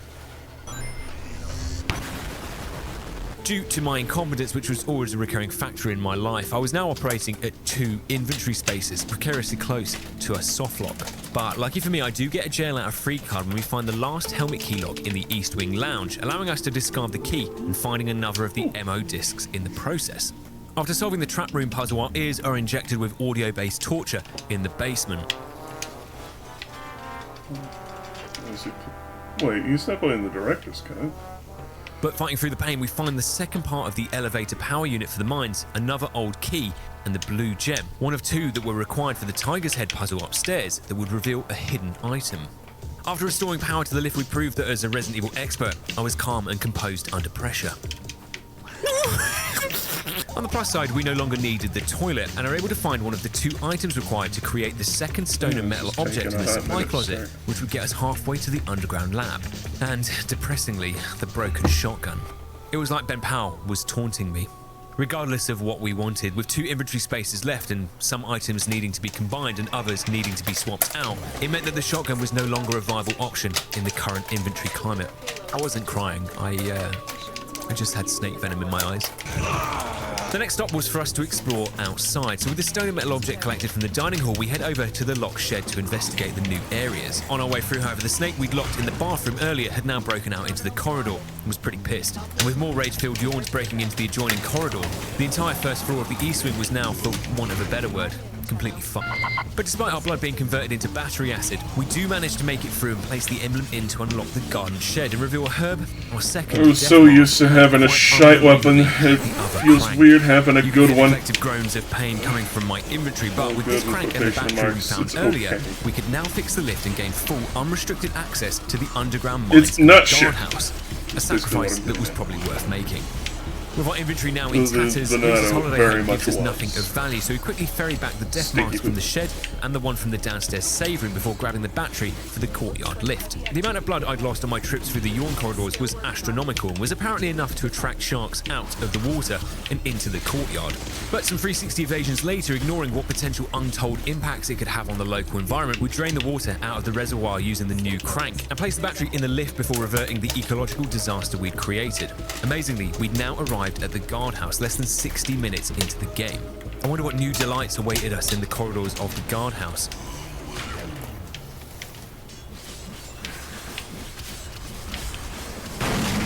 I was about one more yawn away from blowing a major blood vessel, but we do manage to squeeze through them to the adjoining recreation room where we find some shotgun shells, 16 legs, and then 2 more legs. Swear like that.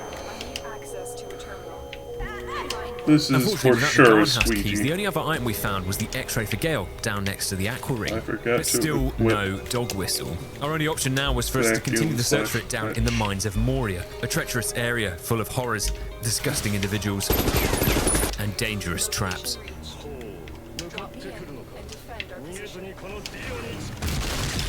Anyways, after successfully diving out of the boulder's way, completely unaware of how this moment would come to shape Chris's life years later, with the hexagonal crank already in our position, we could move the impossible structures of the underground hallway and explore the rest of the mines. We accidentally entered the home of a spider the size of a garage who, within the confines of home defense laws, was fully entitled to defend himself.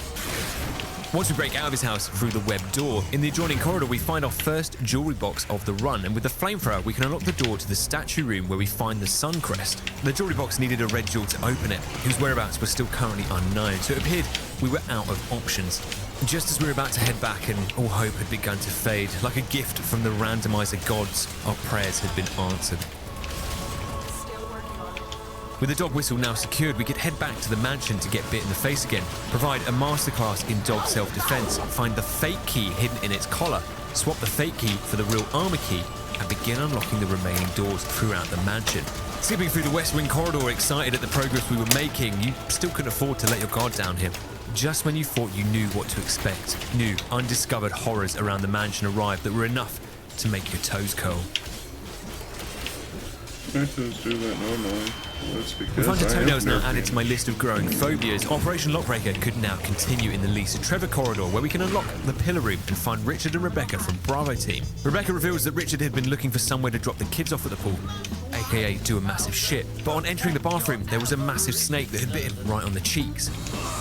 Yeah, there's a lot of that going round.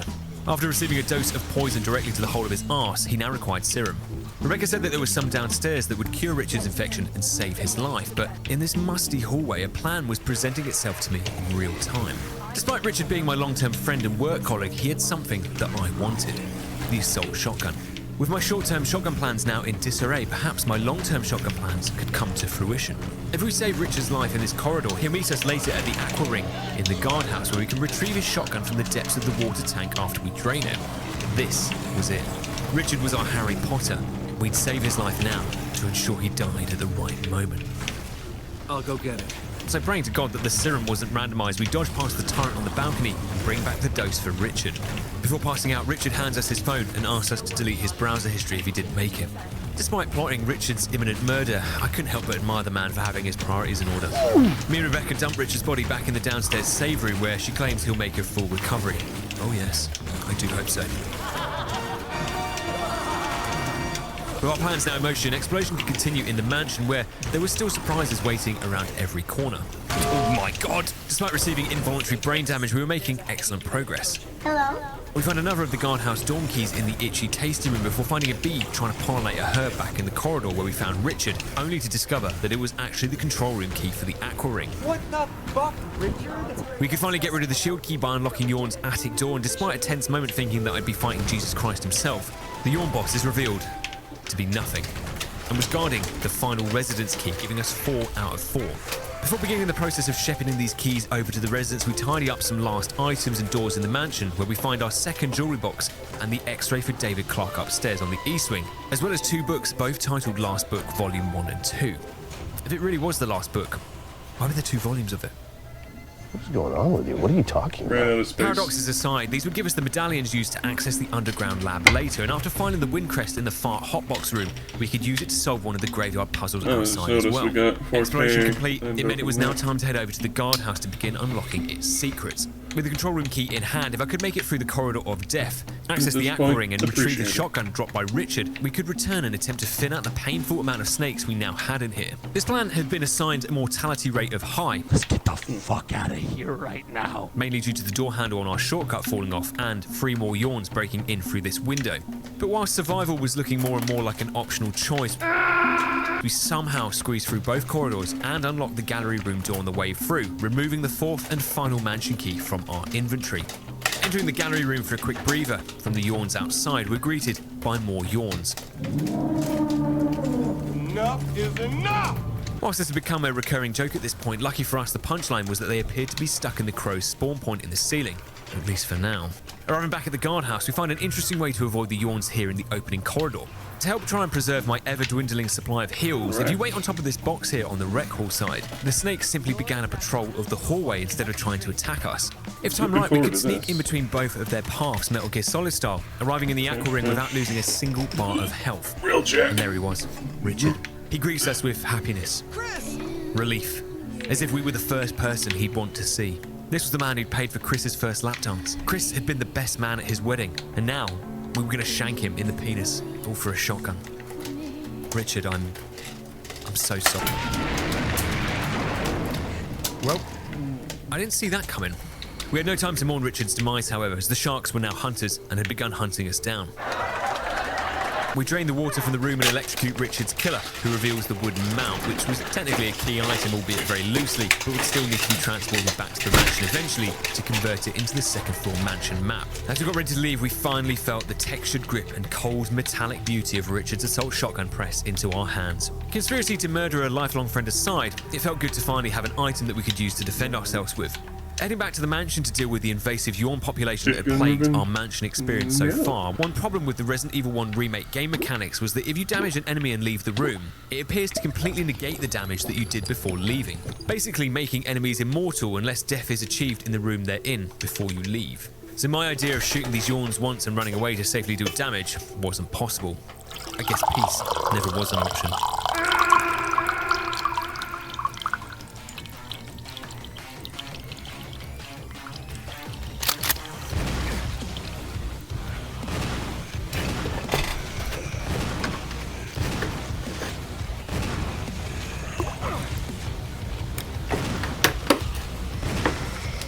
With enough puncture holes in us that we could now grate cheese, we eventually liberated the corridor and sent the two snakes into a crazed frenzy, which when we exit the room and return, they disappear for good. Oh, thank God. I decided that now was a good time to save our progress, but the problem with ink ribbons was that they came in packs of 3. Good value for money, but not so good for your inventory. Because we needed the spare slot, we'd have to save multiple times at the typewriter to use up the ink ribbons, further decreasing our saving potential and increasing the possibility that we could lose all our progress in a heartbeat. This is Chris. I don't like them putting chemicals in the water that turn the friggin' frogs gay. What?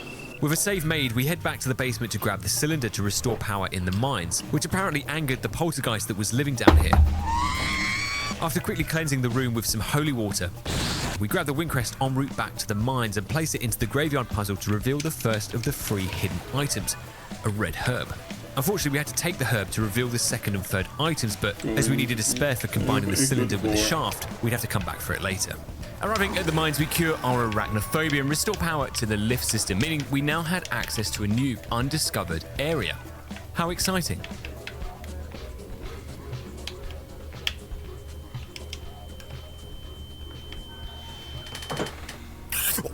Wondering to myself just how many more snakes could possibly be allowed to spawn in the game before it became illegal, the sprawling caverns provided no further items of interest. We do find the gun that Dr. Schultz uses to kill Leonardo DiCaprio, and another old key which would give us access to the final locked door in the mansion. We send the crate down to the crusher and place the broken flamethrower in the door puzzle, and with the old key we head through Lisa Trevor's holiday home, combining a green herb with the red one from the graveyard puzzle on the way through to reveal 2 more stacks of shotgun shells.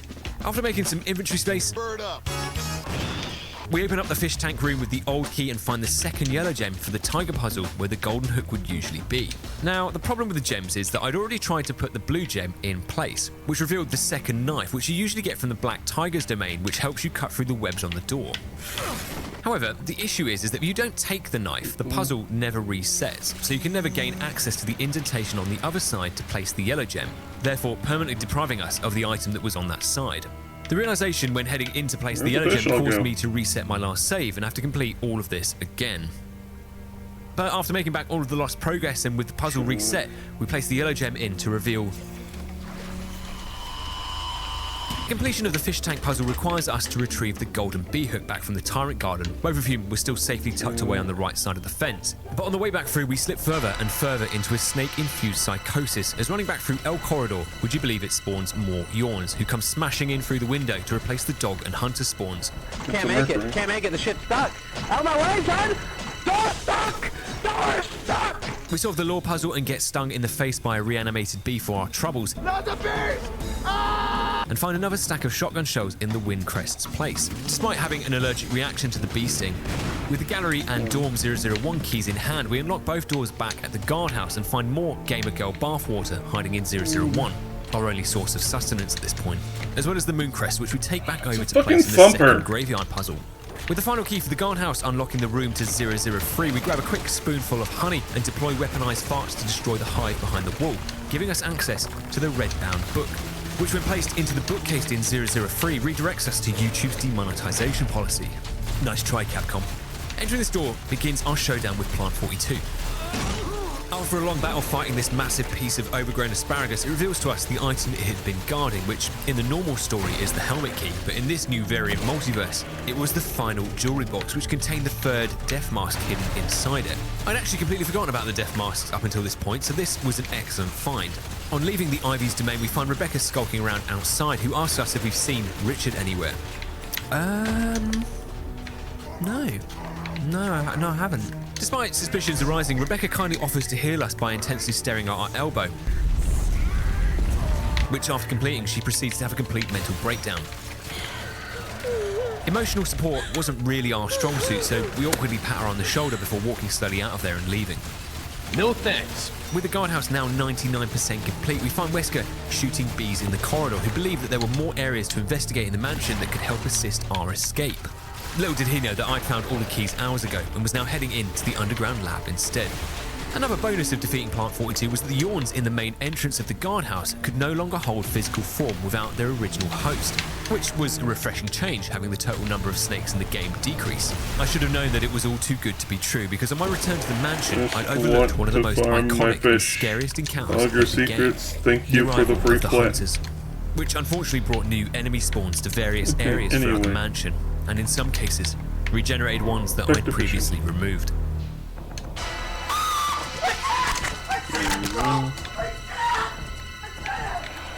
Arriving back at the mansion, we find a couple of love notes and new items left by Wesker. One in the shed that contained euthanasia for plants, and another outside the downstairs storage save room where the only item that had been randomized was the first aid spray.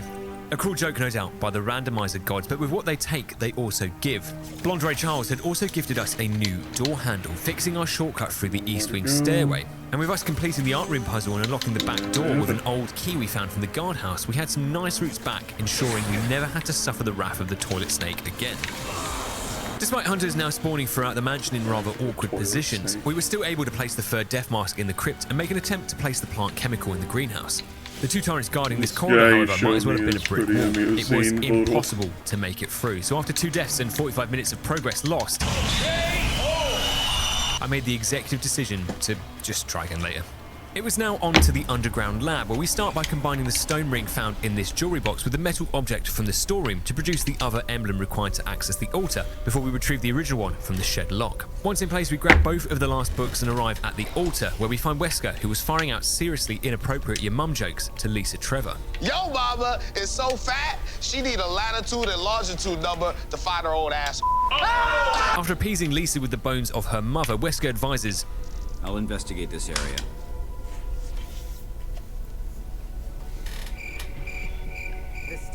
A little further. But before we could ask why he'd left such an awkward silence between those two words, we get thrown a plot twist that I never saw coming.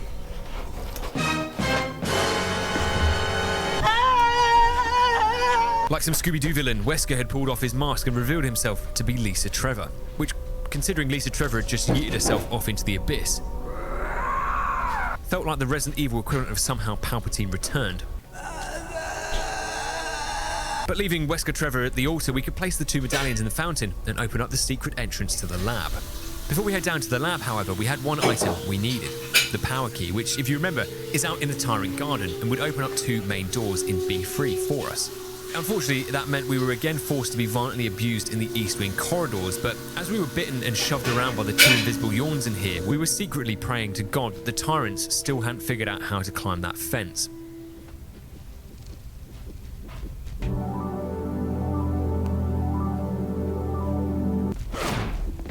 With us now stuck in the equivalent of a small garden centre with Umbrella's ultimate killing machine, we had to be as quick and as surgical as possible before the tyrant breached our pristine Christian body.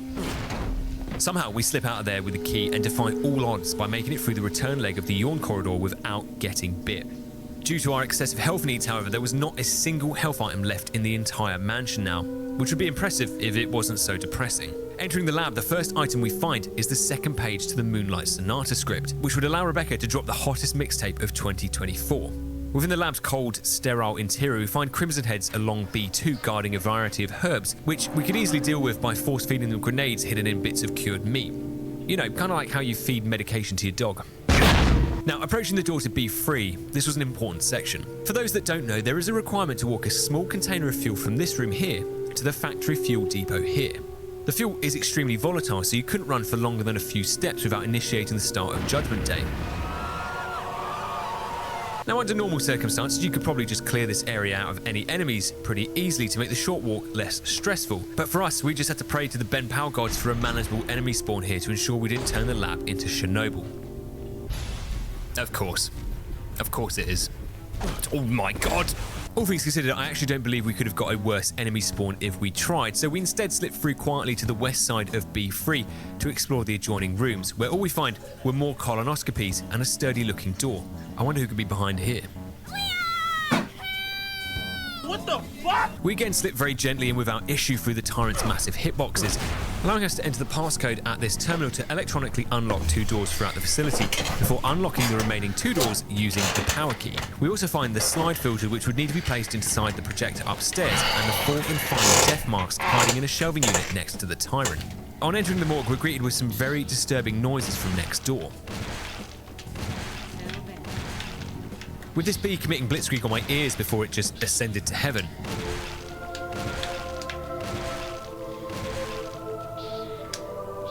We pass some sharks in the hallway, which this late in the game had just become the norm, and we enter the lab's save room. In here we find some shells and the red gem, which would unlock the final jewelry box back in the mines.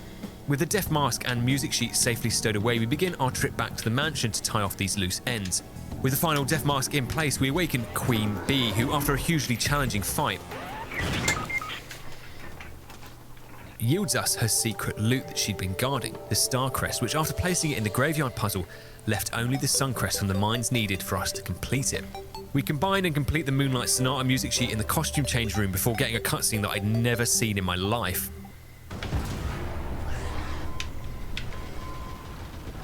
With Rebecca now giving Ramin Djawadi a run for his money.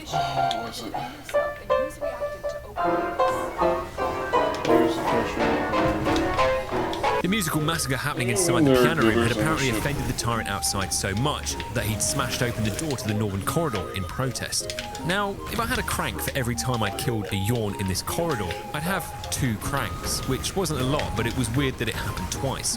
With peace now restored to the corridor, we could finally place the Suncrest from the mines into the graveyard puzzle to reveal a first aid spray before doubling back to collect Gale's X-ray and the wooden mount. We say one final emotional goodbye to the greatest arse in all of Raccoon City and press the wooden mount into the fireplace to collect the second floor map before retrieving Clark's X-ray from the second floor bedroom to complete the X-ray puzzle back in the lab. David, I'm so sorry. You have AIDS.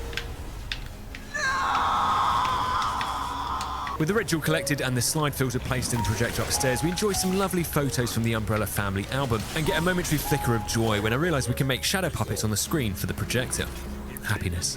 I hadn't felt this in such a long time, but this wouldn't last for long, as a revelation back in the mansion would rock the very foundation of our reality. Combing the corridors for any missed items, we stumble back into the small library on the east wing, where we find Rebecca, who was dead. But if Rebecca was dead, who was that downstairs playing the piano? In line with the rules of Zombieland, we take the necessary precautions before completing the final jewelry box to reveal the brooch key that can be used to unlock the downstairs study. On entering the study, Rebecca's dead body apparently lets out a delayed death rattle, and with nothing of use in here, we could officially mark the mines and the guardhouse as complete.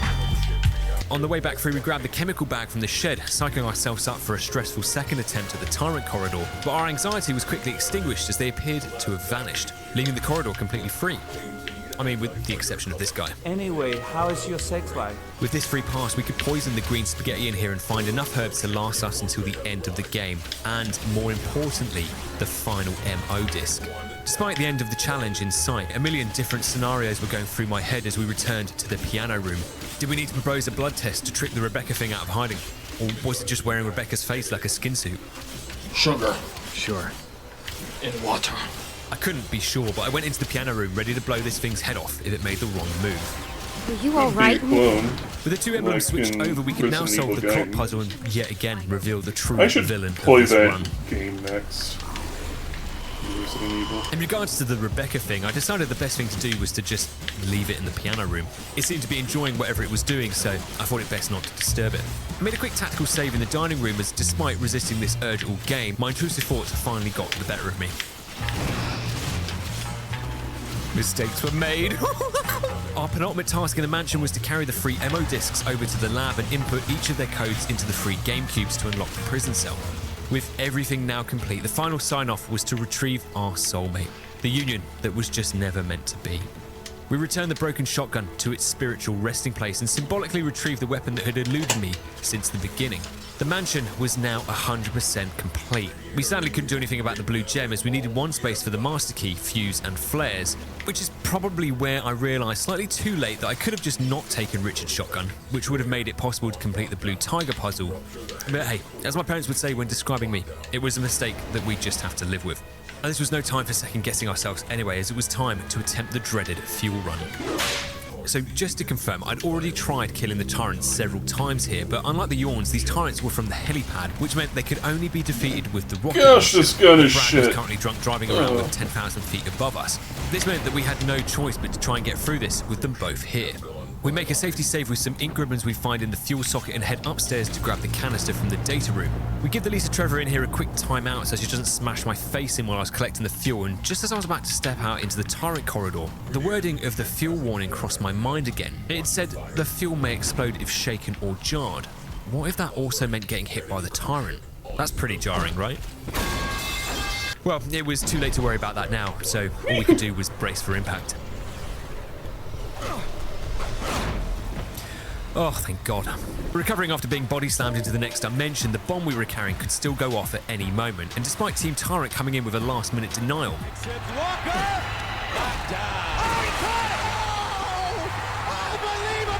on my second attempt, I managed to crawl through the Tyrant's smooth, shaved legs after getting clotheslined, giving me just enough time to limp away around the corner. With the fuel deposited, the power restored, and every item in the game returned to its rightful place, we moved up to the final meeting with Wesker. Hi, how are you? With the bombshell that Wesker was in fact Lisa Trevor in disguise, it's revealed that their master plan had been to recreate their mother using the advanced scientific capabilities at Umbrella's disposal, by stitching together their mum's old body parts like some Frankenstein's Power Rangers Megazord. To be honest, not to be offensive, but Wesker's mum just looked like every other Tyrant we'd seen around the mansion. It just seemed to me that it was another unrealistic body image for women to try and aspire to. His mother, however, had, like most parents, had enough of their child's shit and proceeded to discipline Wesker in front of us. And that was the last time we ever saw of Wesker's mum, as it converted itself into a dog and died. Particular weapon. With Rebecca being hashtag dead, but not really dead, but still kind of dead, the game had unjustly assigned us the bad ending. This meant the triggering system could not be activated, ruining our escape plans and denying us the iconic final fight with the Tyrant. So instead, we just had to settle for rescuing our favourite e-girl, Jill, and her jiggle physics from the prison cell, unlocking the final door using Wesker's master key, before using the fuse and signal rockets to enjoy one last fireworks show as Brad came to our rescue. So, can you beat Resident Evil 1 Remake whilst it's randomised as Chris on hard without the item box? You sure can, but ask yourselves, why would you want to? Central backrubs to all you legends who watch, and a special thanks to Ben Powell for ruining 4 days of my life trying to micromanage x-rays and keys. 10 out of 10 would recommend again.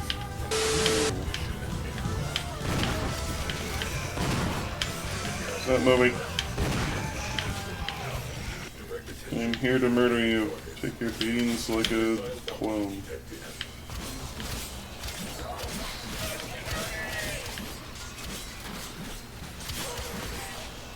I still say they should make Resident Evil Gaiden canon.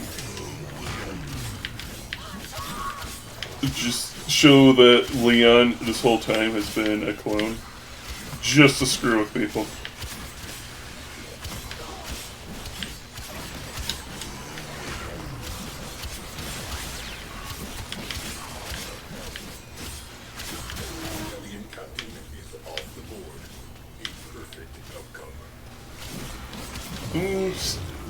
You might be like, put me out. That seems ridiculous. Why would they do that? Ethan Winters is mold! They've already jumped the shark plenty of times, man.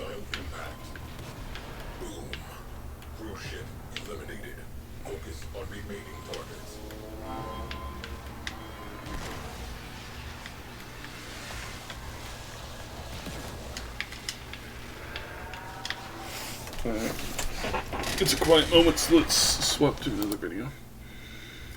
RE5 without Sheva taking damage. With Capcom edging our taste buds with the potential Resident Evil Modern Warfare 5 remake, I thought now may be an appropriate time to book an economy flight to Africa to see if we could fast-track our newest relapse. Now, part of Resident Evil 5's charm lay in the introduction of Sheva Alomar, who was our first permanent partner as Capcom dipped its toe into the fresh waters of two-player co-op gameplay.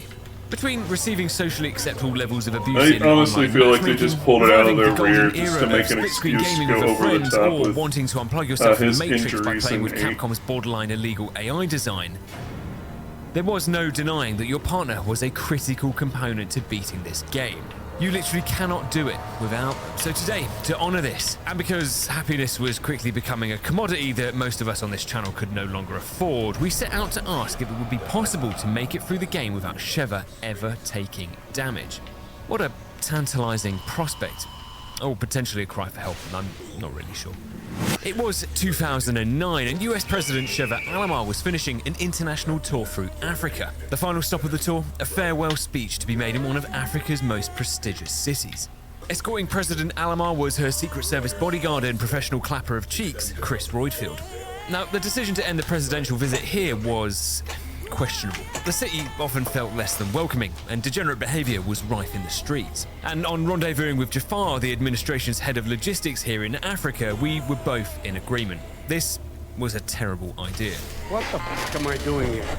But Sheva impressed on us the importance of this visit on international relations in the region, which I feel like would have the opposite effect if the sitting US president got decapitated here, but whatever, that's just me. So with Jafar planning out our route through, we set off to hit our next checkpoint, the town centre, where Sheva would give a speech to the local community. The journey through also gave us a quick opportunity to lay out the rules.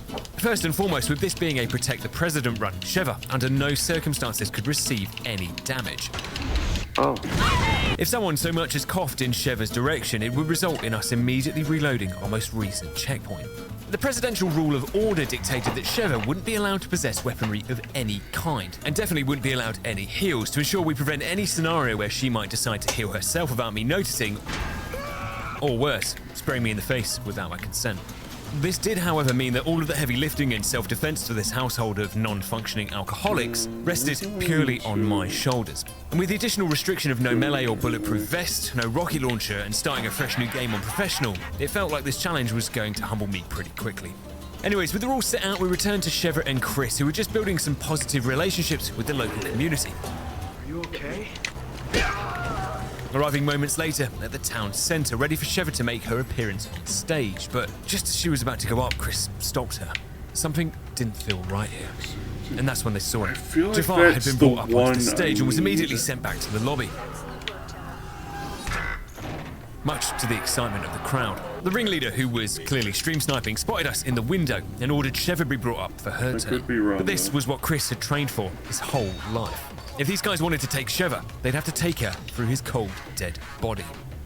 Which is exactly No, it is the one I need. 15 times. Whilst transitioning back from Resident Evil 4 Remake had me constantly spamming space to block, I had questioned whether I was blackout drunk during my last playthrough because I don't remember Professional being this difficult.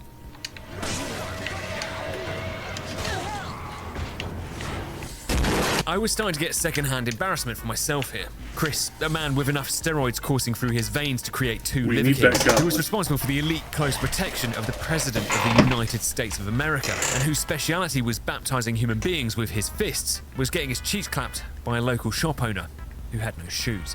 If I wasn't immediately getting a good spanking within the opening 60 seconds or being turned into human excrement in the streets, Sheva was doing her absolute best to stress test my patience right out the gate. I was struggling, and the 11 more times of being forced to feel what it was like to be a GTA 3 NPC had me feeling like this section may cause me to shit myself. On my 27th attempt, however, the game took pity on me. We were finally able to hold out just long enough for the Executioner to arrive, a character made popular by Paul Anderson's famous and original film, Resident Evil TV and movie adaptations Go to the Afterlife, with him conveniently opening up the next arena for us. If we could meander our way to the top of this shop, the Executioner can't actually get up here. Kill that bike camper. And the rest of the mob only have one entry point to get to us, making it the perfect place to wait for our colleagues to come in and commit the first of many war crimes. Instead of taking this as the perfect opportunity to evacuate the area, President Alamar was adamant that she wanted to get to the bottom of this. I refuse to play Resident Evil 5 again. And on top of that, the innocent people of Sugma could still be saved. It was an absolutely miserable I think that's game. Going to be a no. Regardless, off we went, deeper into Africa, intent on helping to restore peace to this city racked by violence, rescuing American citizens in need of help, and providing critical first aid to other members of the BSAA. After giving Dan the most respectful entry to heaven, we encounter some of the most realistic tentacle hentai that we've ever seen. But the only place for Rule 34 Ouroboros was in the furnace, so like our browser history, we incinerate it and regain access to the surface via this lift.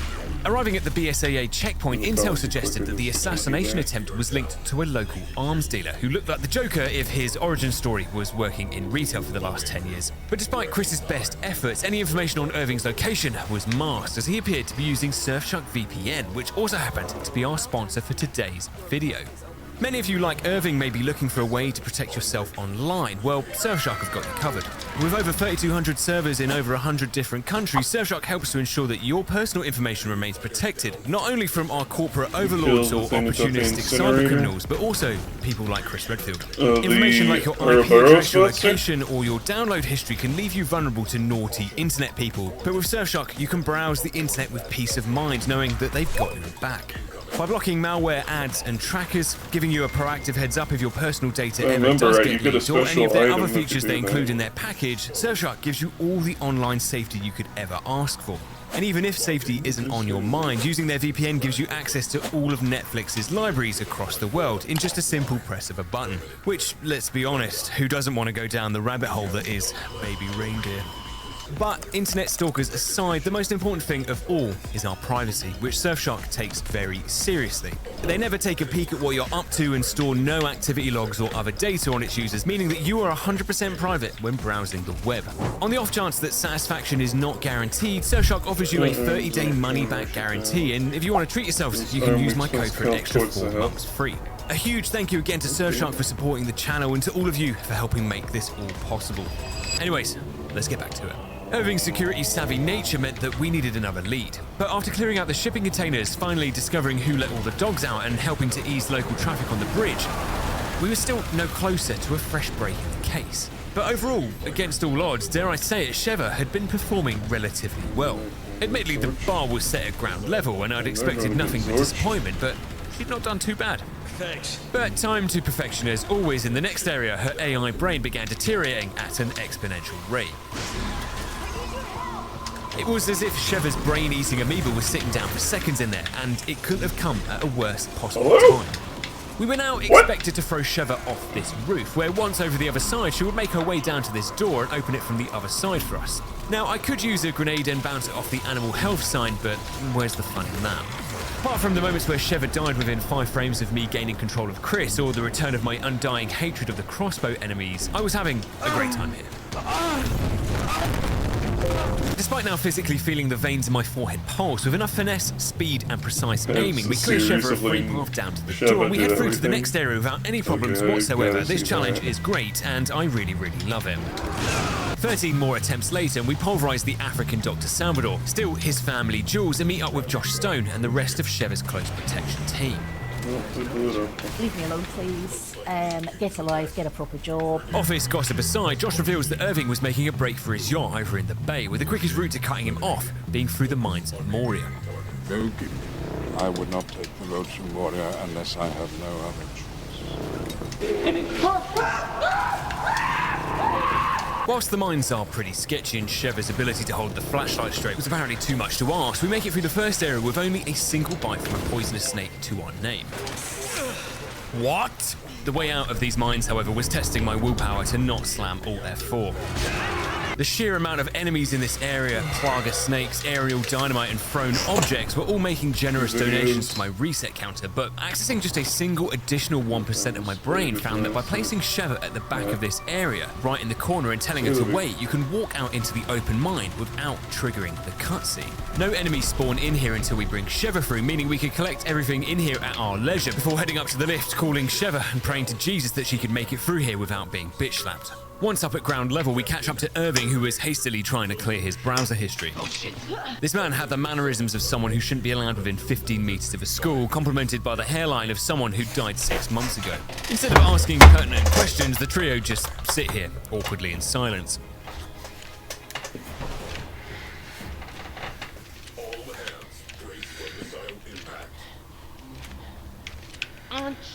Before Irving lets one rip so hard that Chris is flung to the floor, masking Irving as he escapes through a cloud of his own weaponized flatulence. With the new Dragunov in our hands, we can take out the enemies and the minigunner waiting for us outside at a distance before arriving in the original Dynamite Valley. Feeling like I was playing World at War on Veteran with the amount of dynamite entering my field of view, Sheva was draining what little life remained behind my eyes as her in this area pushed the tolerance I had for this kind of chicanery to the maximum recommended limits.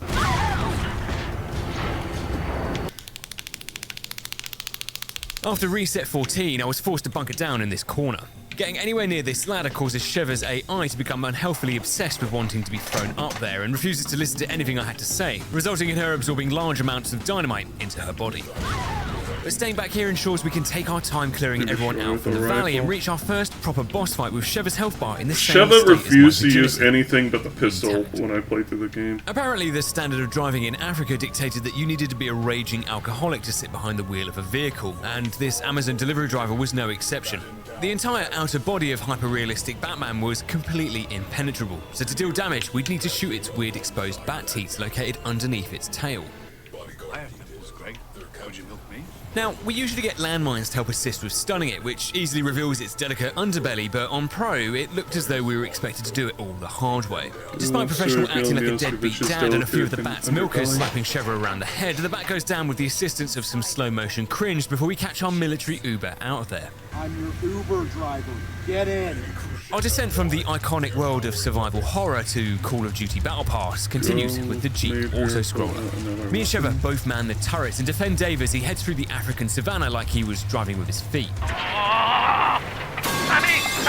you're wrecking the car! Shut up! As we're both now in the truck combines our health bars together, so like communism, technically Shiver's damage was now our damage. So my plan I still was need to beat play this entire the segment Jill without and taking any Jacob hits to story. Jeep. Easier said Or than was it done, but to be Josh? fair, there were only 3 areas that really tried to leave Was a it solid Josh? impression in my arsehole. The first was the easiest, which just required us to split our focus on each of these 2 trucks that came hurling I don't in know like why I the keep conversion thinking his of name is Jacob. Oh, Sonny Pickering! Who the fuck's that? Yeah, me. The second Oh, one you is the can't real listen. stinker of this section, though. The road ahead was blocked by one of Greta's just a climate different blockades, and before I even had time to process a frame, immediate damage. But Okay, same drop let's table. reset and see if we can To my the knowledge, at same least. again and again and again. We were instantly taking damage from something in this lineup, and because I'm not the fucking Flash, I couldn't see where it was coming from.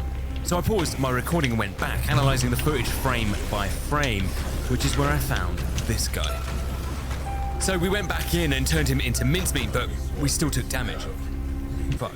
I couldn't be sure as it literally happened so quickly, but what's probably happening here is that one of the 5 crossbow-wielding shitstains who I don't stun with a bullet was able to release one of their shots. So what were my options? Well, the only way through this was to hit all 5 of these guys and stun them long enough so that they couldn't release their crossbow bolt. With them successfully temporarily incapacitated, we could then begin peacefully removing them from the highway. And after 21 resets, thinking this was impossible, we tapped into Shiver's aimbot, somehow hitting every single enemy we needed to and giving us those precious seconds needed to clear the way ahead and begin the final segment of this level.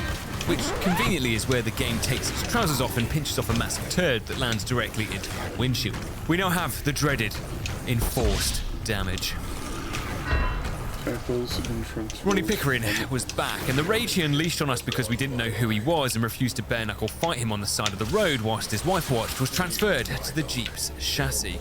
I had initially thought this was from one of the enemies in the back of the truck, but it's not. It's damage from the truck as it tries to ram us off the road.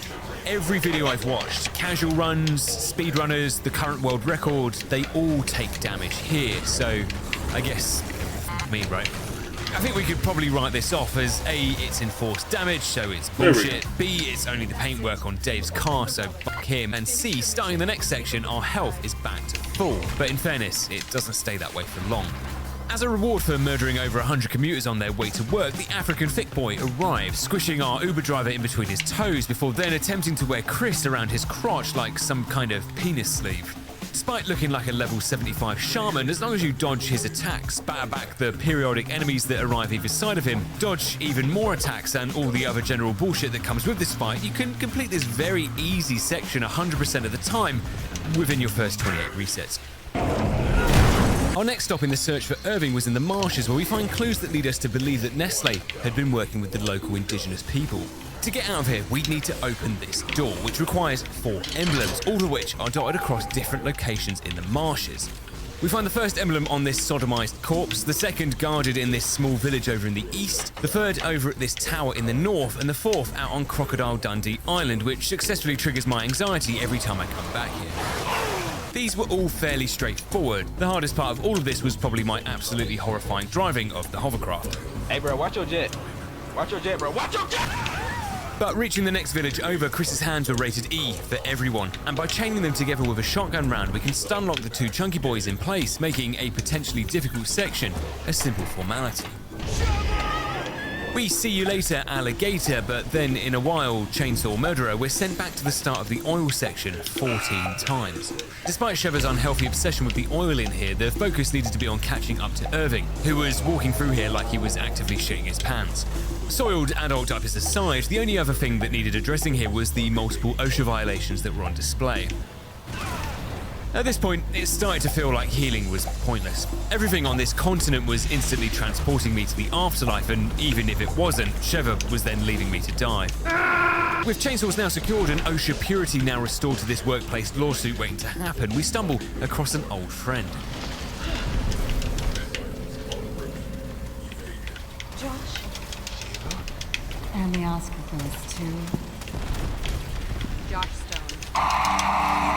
With dialogue that felt like it was ripped straight out of the Resident Evil Netflix series, thinking this challenge couldn't possibly slip further into chaos, the AI dyslexia in the room had now been doubled. And both of these Skynet rejects, due to personal reasons, were wholeheartedly committed to passing away as soon as humanly possible. Josh just spontaneously combusted. What? I have no idea what just happened there. I have no idea what just happened there. Ooh, hollow keys. After a small breakdown at my desk and asking how this could possibly be happening to me, Josh completes Watch Dogs 2 on both of the lifts before running away, leaving us to deal with Irving. With the rig now back to go nuclear, Josh aggressively delivers us hand signals, which we also aggressively deliver back to him. Come on! Come on! Come on!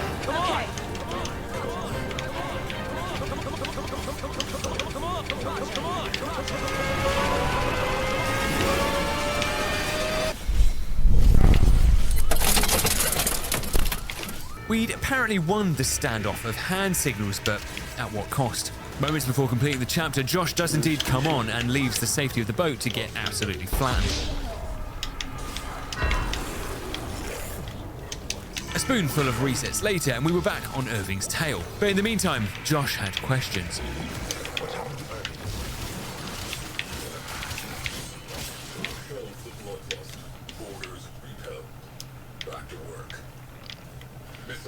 I don't want to shove the blood loose.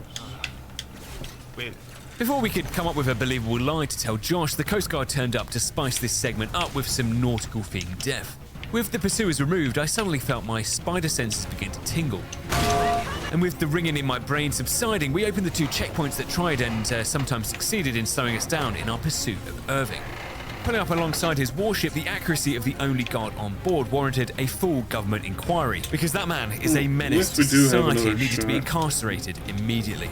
Facing off with Irving, he gave off the same kind of energy as the quiet kid at school that tells you, don't come to Africa tomorrow, as he proceeded to knowingly convert himself into a mouth ulcer. The continued obsession with this organization and the use of weaponized tentacle hentai is as disturbing as it is annoying, and Irving was no exception to that rule. Sheva also continued to plummet the already low bar that she had set globally within the Resident Evil 5 community by continuing to leave me to die and refusing to use her initiative to switch turrets when Irving moved from port to starboard, or you know what game could use a remake? She needed 5. me to leave my turret, tap her on the shoulder, and manually put her in place on the opposite. Surely they'd know how to make better AI nowadays. Beginning to rip my soul apart and create multiple unforeseen Horcruxes that Harry Potter would need to destroy. Becoming a savant with a minigun ensures we destroyed Irving's tentacles at record speed, and once we'd eventually delivered the final blow, he revealed that we'd find answers in a random cave. Doubt. You fuck young boys, Valdez. Are you a madman? Josh drops us off to continue our destruction of more ancient African heritage sites, and after fighting past the new spider monkey enemies, we headed deeper and deeper into the ancient tombs of this. En route over a connecting bridge, Sheva and myself get separated, which brought about a worrying number of possibilities for failure, but for a change, it was actually me that was the unreliable one. We hit the superhero landing QTE before wondering whether the venom from the snakes in this place were hallucinogenic, because what in the Reese's peanut butter fuck was going on here?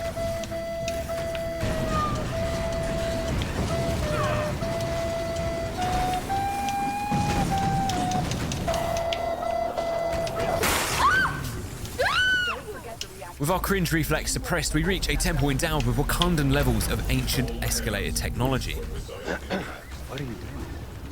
We don't do that. And after pulling 4 out of the 5 switches, one of them requires me and Sheva to separate again, but this time whilst enemies pour down into the arena.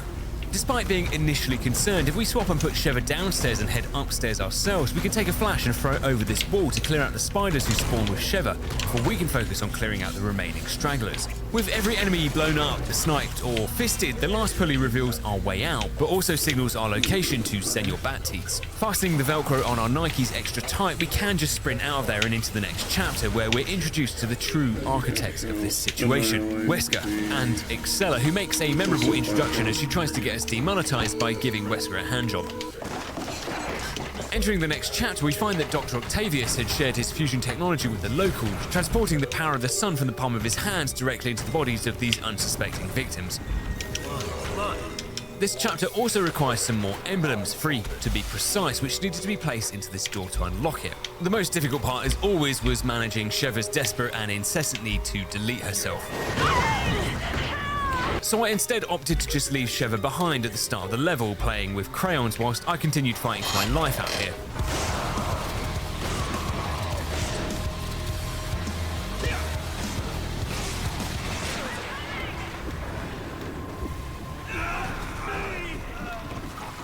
8 resets later, and with death successfully avoided, I could take out the 2 magnifying glass operators to safely bring Sheva up from her creche and send her over to collect one of the 3 emblems, before coming full circle and placing all 3 of them in to unblock the door. Now, if I had a penny for every time I'd had to harness the power of the sun in a Resident Evil game to solve a puzzle, I'd have 2 pennies. Which isn't a lot, but it is weird that it happened twice. It's just a shame that I didn't have a penny for every time I was violently murdered by a snake in a Resident Evil game, because I'd be a literal millionaire.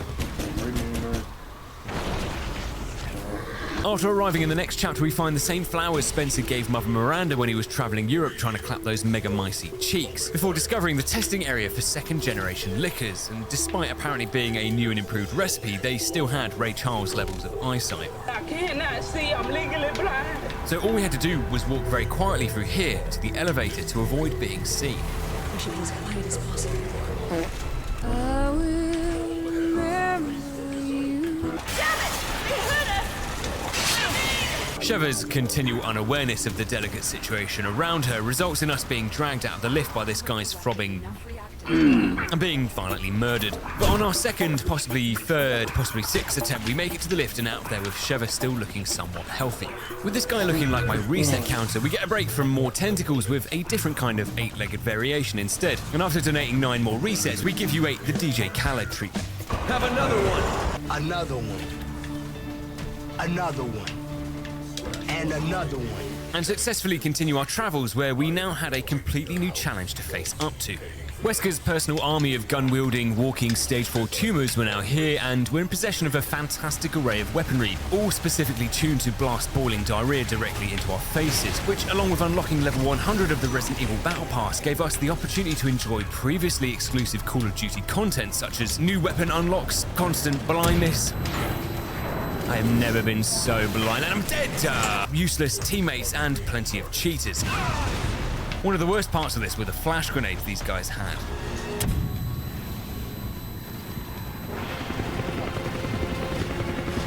Not only did they make me feel like I was having an epileptic seizure at my desk, but they actually deal a small amount of damage. Sensational. But after relentlessly fighting our way through to the power switch, on our way back in we meet our next new enemy. The cockroach from Men in Black 1, whose special talent was apparently massaging our prostate from the inside. Instead of a quick death, I decided to torture this creature by forcing it into the furnace to be smelted alive. And then considered doing the same to the cockroach as well. Catching up to Excella, she reveals hers and Wesker's master plan. With Wesker having picked off other presidential candidates from within his own party, he had become the only frontrunner. By then releasing a home-cooked biological weapon on the world, they could come to the rescue, saving billions at the sacrifice of millions to increase Wesker's popularity and accelerate his own challenge for the presidency.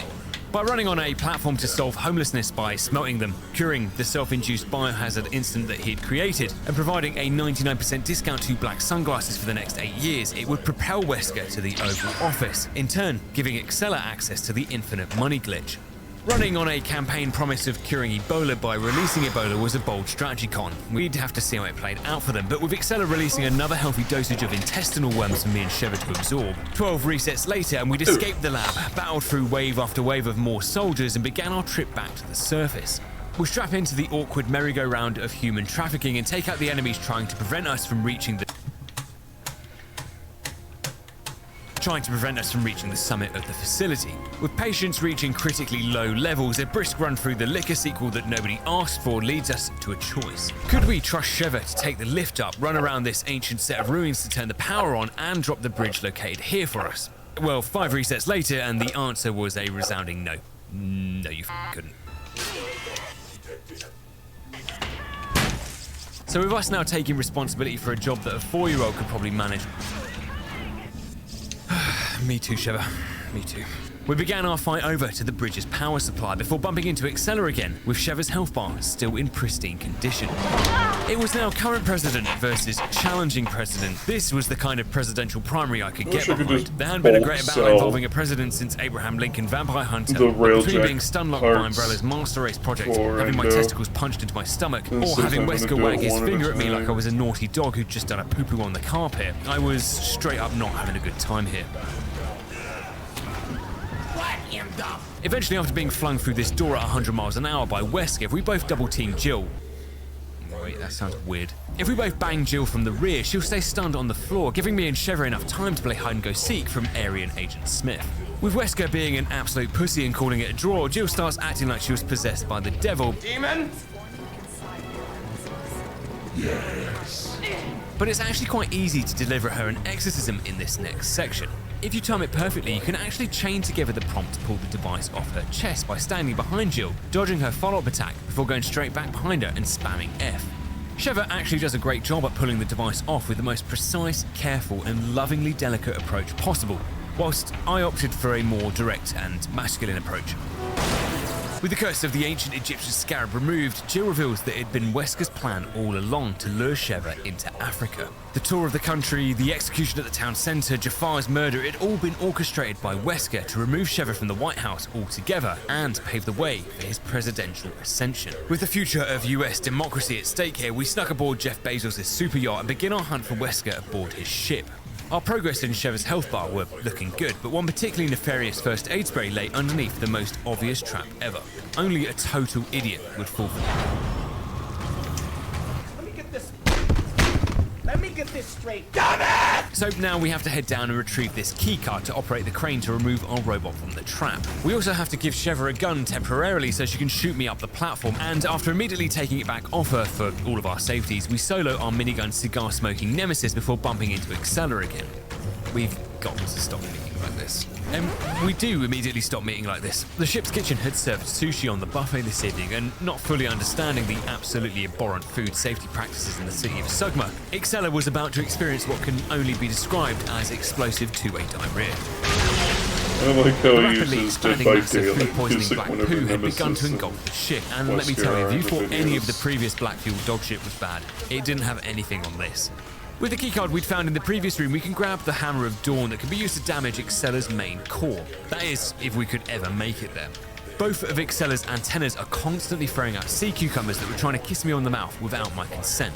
Seriously, this shit is literally everywhere. If the projectile blobs of jelly weren't killing me or damaging Sheva, I was getting flattened by Excella's tentacles or slipping into an uncontrollable emotional blackout with Sheva, who, when in charge of the Hammer of Dawn, either chose to not shoot or refused to pick it up. RNG meant that nothing was guaranteed here, but if you slot yourselves into this corner and take out the first two cores, being hidden away here meant that none of the little grubs land on top of us, and with the grenade launcher and the AoE damage that it does, it helps to remove them quickly from the arena. All we had to do was repeat the previous steps 3 times and finish Excella off with another orbital strike, which made it sound easy, but after spending an hour and a half here and engorging my total resets to 163, it's safe to say I was edging. But with Excella finally sent to the big horny jail in the sky, thinking that we'd taken enough L's on this run was apparently naive, as we readied ourselves to receive testicular torsion inside the engine room.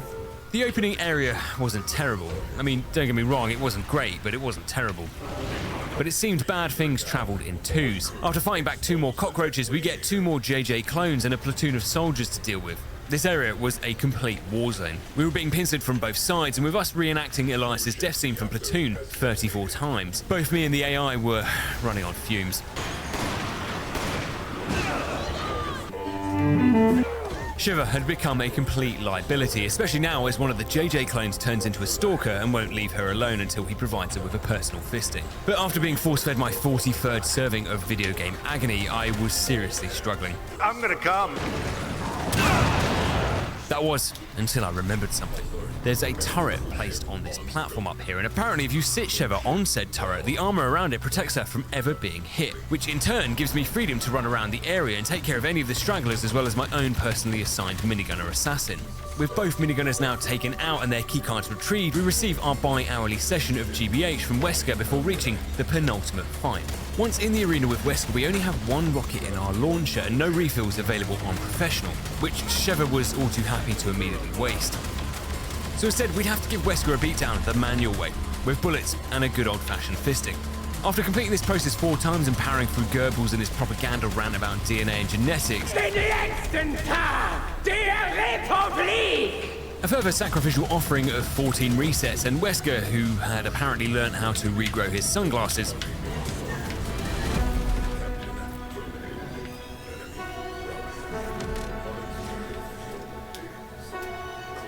finally accepts defeat with all the grace and decorum of a reversing dump truck with no wheels, before he attempts a dramatic escape on Thunderbird 2 to try and release his weaponized aids across the world. Chris hits the NOS button, catching up to a literal stealth bomber where we conduct another QTE heavy fight inside the plane with Wesker. Ensuring complete global saturation. As we open the boot mid-flight, the plane begins to lose altitude, and with nobody at Tracy Island responding, Sheva and Wesker are pulled from the plane.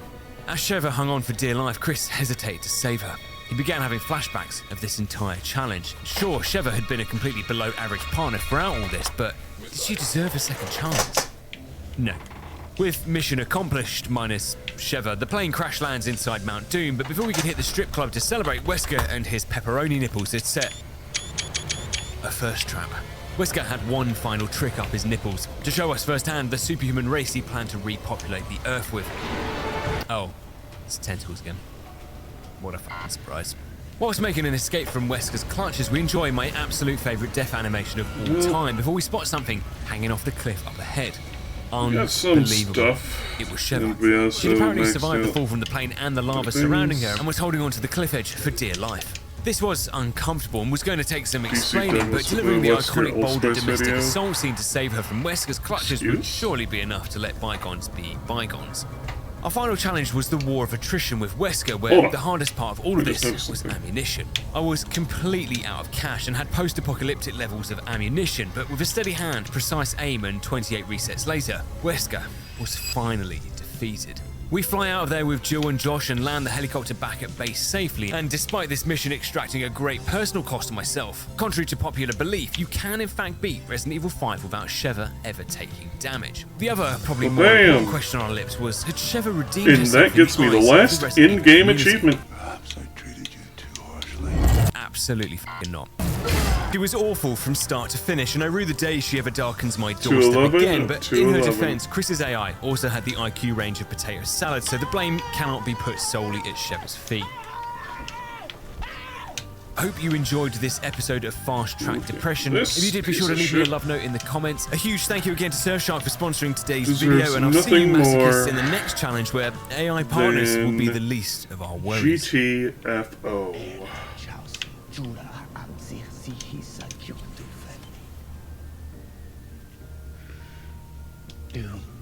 You should link me that on Discord so I can see it later.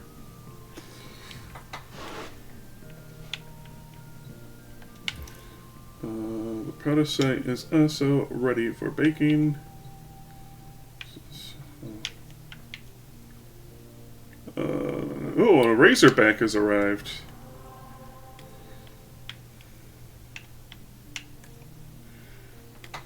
Well, it will be arriving soon, I guess.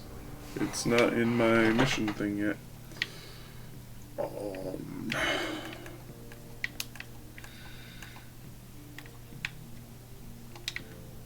Actually, first, I want to swap back to back room.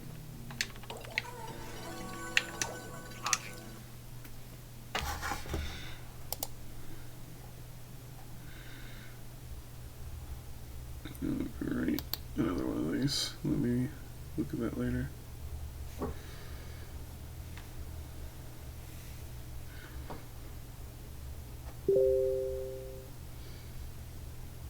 Oh, let me listen to this. Cheating, misinformation, and ignorance. Those were the ingredients that IGN used to give birth to this monstrosity, and they marketed it as an actual PvP guide. You know IGN, right? And if you don't, it can be summed up with 3 words. Video game journalism? They were the singularity behind the birth of some memes and sometimes hilariously bad video game reviews.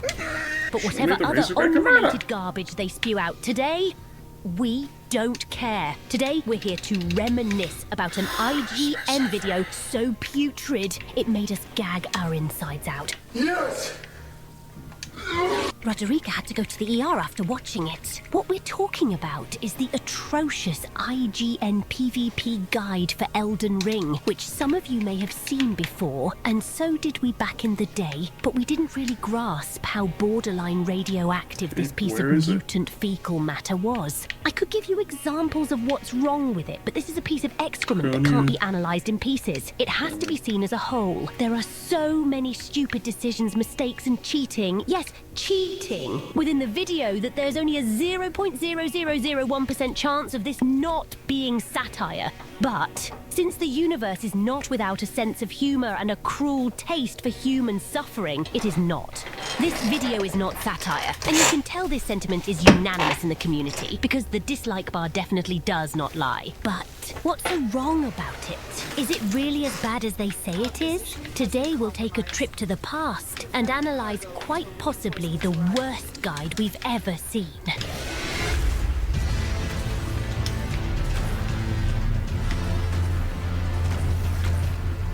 PvP. The fact that the first thing you see is that his character looks like your average toxic ganker already sets the tone for the rest of the video. Life imitates art, I guess. I forgot to. We're going to point out some of the better pieces of equipment. Forgot to guild my Predicate When too. choosing pieces of armor for your character, the defensive stats are most important. Poise helps reduce stagger when you're attacked, which can be crucial for squeaking out one last strike or managing a quick escape. Damage negation is equally important, allowing you to potentially take an additional hit or two. To this end, we recommend the Bull Goat set, or a similar alternative, like the lighter weight veteran set, or the Omen set if you're into that kind of thing. I want to make a little pause here and point out that it's really funny how he says, or the Omen set. As if he had forgotten the name of the armor set and had to Google it real quick. I don't know, I just think it's funny. These armors have high poise, along with equally high defensive stats. You need to keep your equip load to at least medium in order to dodge quickly. So if you don't have enough endurance to don one of these heavy sets, choose an alternative that'll keep you at medium load. Heavyweight dodge rolls are easy to exploit, and reduces your amount of invincibility frames. Alright, my apprentice, I want to first point out that yes, armor is important, and what armor you wear can heavily impact the outcome of any match, as armor gives you poise, and poise can give you hyper armor with certain weapons, can help you tank through attacks, and so on and so on. But how much poise do we actually need, Mr. IGN? You didn't explain how poise works, nor talk about any of the most common poise breakpoints. It's actually pretty simple, by the way. If you have 50 poise and you get hit with an attack that deals more than 50 points of poise damage, you'll get staggered. If you have 57 poise and you get hit by an attack that deals less than that, you won't get staggered. And if you have 57 poise and you get hit by 2 attacks whose sum of poise damage is larger than 57, you will get staggered on the second hit. Back in the day, the numbers were different than today, sure, but for example, I could tell you today you need 88 poise to withstand the second attack of a two-handed straight sword R1 chain, but the first one will always stagger, and that really matters, because if you have more than that, the second attack can be poised through, thus giving you priority if the enemy keeps smashing. Did you even know about that, Mr. IGN? Or do you not care at all, since your character is level 209 and you have 48 endurance, thus allowing you to equip almost anything without fat rolling, as you cleverly explained? Also be sure to remember the fat rolling thing, because it's gonna come back to haunt you. There are a ton of viable weapon choices for PvP, so try out different weapons to see what suits your style. Your weapon choice will dictate how you allocate your stats. The most important differences between weapons are the pace of attacks, attack range, and weapon skills. Caring about the range and speed of weapons is really funny coming from a guy who has been pressing L2 for 2 minutes of video. This is the first time we see him do an attack that's not a spell or an Ash of War. Kinda tells on the kind of player he is, or was, because I'm willing to bet your left nut that he doesn't play anymore. No, you don't have a say in it. I will bet it. You're looking for attacks that are hard to dodge. Force the opponent to defend in predictable ways. Ah yes, one of the hardest to dodge Ashes of War in the game. The Bloodhound finesse. Rivers of Blood, for example, has excellent range and bleed buildup, making it very difficult to dodge and ideal for chipping away at your enemy.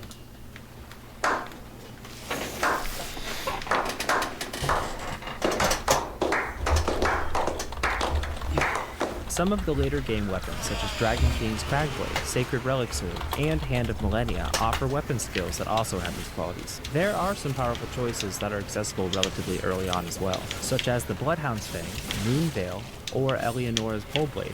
I just can't understand this. He's contradicting himself like crazy. He says we should use weapons that are difficult to dodge, yet he mentions the most telegraphed and stupid Ashes of War in the game, except for Moonveil. All of the other Ashes of War are and were pretty bad in PvP. You won't catch a single good player with them unless you're ganking. And PvP isn't just about Ashes of War, dude. What about weapons with the fastest attacks, the best range, the best roll catching tools, defensive setups, offensive setups, anything that doesn't involve mashing the L2 button like a chimpanzee? If you're planning on building a caster or have trouble recovering after close calls, there is a specific Ash of War that needs an honorable mention.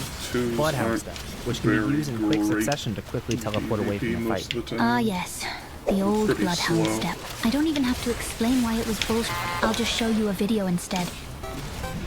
Bloodhound Step was BS because it gave you like a bajillion iframes.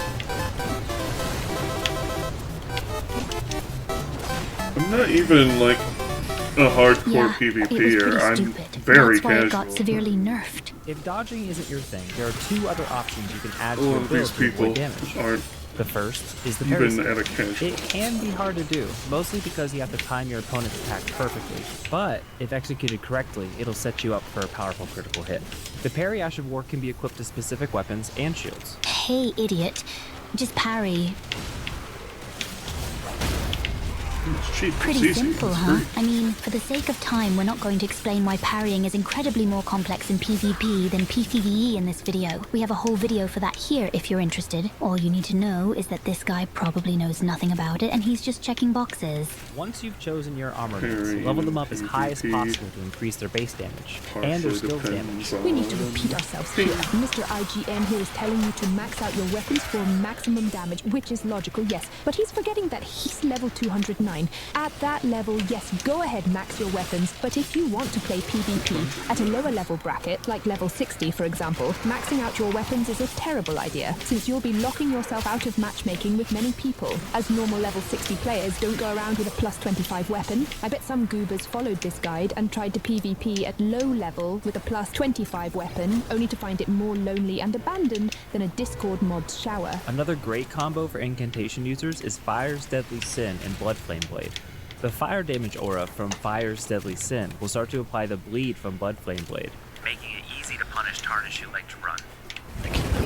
Alright, I gotta leave, okay? No, we just started. Come on, man. Listen, there's a lot to see in this life. Not wasting it here. Now, this is the part of the guide that creates the famous IGN glitch. The glitch already existed before IGN, it just got popularized by them. But basically, yeah, Fire's Deadly Sin was bugged for some reason, and if you had a weapon buffed with Bloodflame Blade, every tick of Fire's Deadly Sin would apply bleed buildup. And since the network was so repulsive, you'd get hit with that through rolls and bleed to death without being able to do almost anything. There were ways to fight it, but 99% of the player base weren't going to bother in doing so. IGN literally took a literal glitch in the game, used by griefers to grief other players, and included it in their PvP guide as if it was another feature. It's as if we made a PvP guide promoting the chainsaw glitch build. Hey guys, today I bring you the powerful chainsaw build, ideal for those maidenless losers who dare to fight back when you try to cheese them with your IGN build. I didn't get any. It's baffling, even more so for a big platform like IGN. Who wrote this? Monkeys with a typewriter? Just kidding. A monkey would probably do a better job. Don't count sorceries out entirely, though.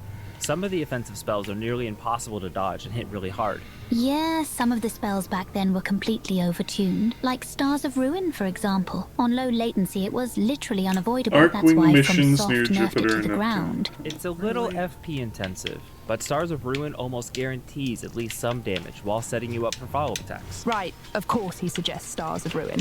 Also, there are a lot of intelligence weapons that, when combined with sorceries, can be devastating, such as Moonveil and the Dark Moon Greatsword. Heavyweight dodge rolls are easy to exploit, and reduces your amount of invincibility frames. Just like with your weapon choice, there are a lot of good options to pick for talismans. The +5 to Vigor, Endurance, Strength, and Dexterity from Radagon's Sword Seal more than makes up for the 15% increase in coming damage. No, it does not. It only compensates for 15% extra damage received when you're playing in low level, as the benefits of the extra 20 levels are huge and overall damage is low. In high level, this talisman is absolutely worthless, more so in PvP, because the benefits it offers are diminished due to the soft cap of stats. And this absolute monkey suggested this in an era of the game where everything dealt bonkers amounts of damage. This has to be a joke. Finally, the Dragon Crest Great Shield Talisman decreases all the physical damage taken by 17%. True, but in PvP it's only 5%, so it's not as useful. There are a few things to keep in mind when choosing your stats for PvP. He's finally talking about the stat. So I'll say it flat out.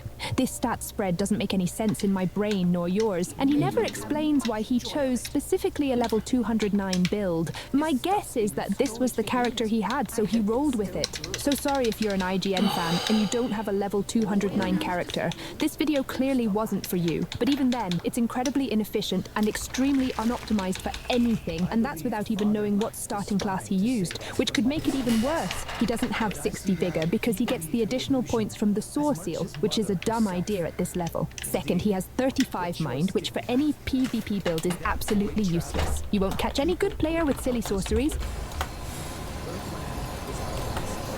And 16 mind plus flasks is good enough for you already. He has 16 arcane just to cast Swarm of Flies, when almost no single spell is worth so many stat points wasted. His offensive stats are a complete mess, and judging by the weapon suggestion he gave us before, I think he just spreaded the stats to be able to deal damage with all of them. Extreme garbage stat spreading, if you ask me. In fact, you want a very strong level 209 build? Start with the Vagabond class, get 60 vigor, 31 endurance, 55 strength, 54 dex, 60 arcane, and infuse your weapons with blood. I recommend over 88 poise, but you can just wear whatever you want. You will deal insane damage and also apply bleed. And since you're on an arcane build, you'll be able to use the Ripple Crescent Halberd with Sleep Grease, and we all know how fun that one is.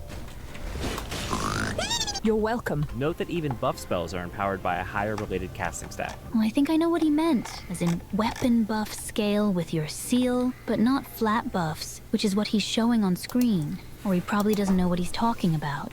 When considering your Flask of Wondrous Physic options, know that PvP fights won't always last that long, and you won't always have it available in every fight. PvP fights don't last long, huh? He certainly hasn't invaded much. Use it for a quick boost to your power by choosing one of the Crystal Knot tiers to increase the stat by 5. Sir, you're already over the soft cap of your stats. Increasing them with knot tiers will do almost nothing. Rather go into the fight with some additional defenses? The Opaline Bubble tier can absorb most of the damage from your opponent's next attack.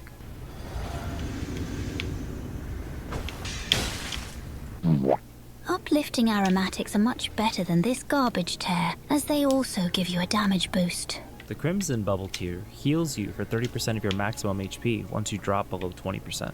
A broken clock is right twice a day. This one is actually good. Do use it almost any time you can. Radagon's Sword Seal's benefits are too good to pass up.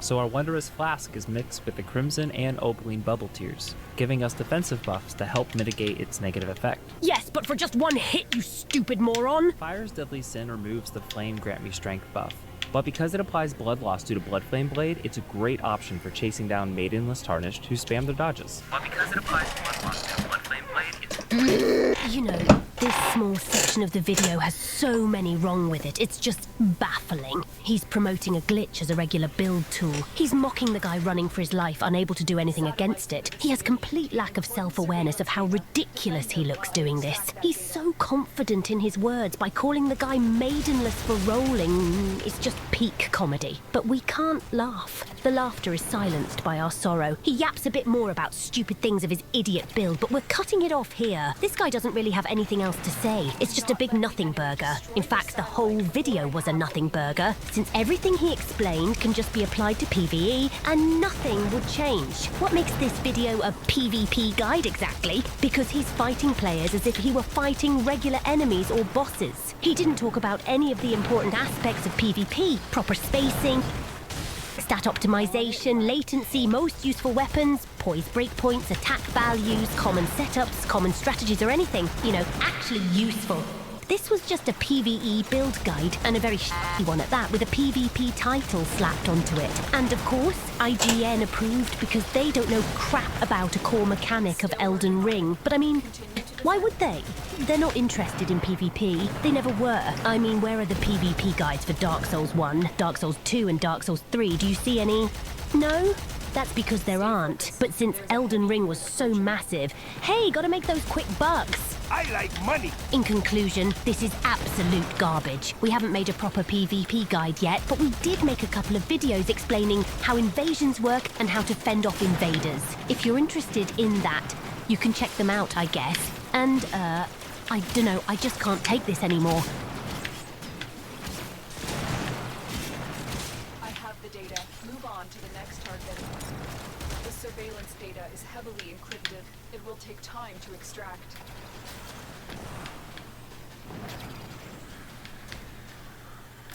This is it. Defend the satellite. Let's see.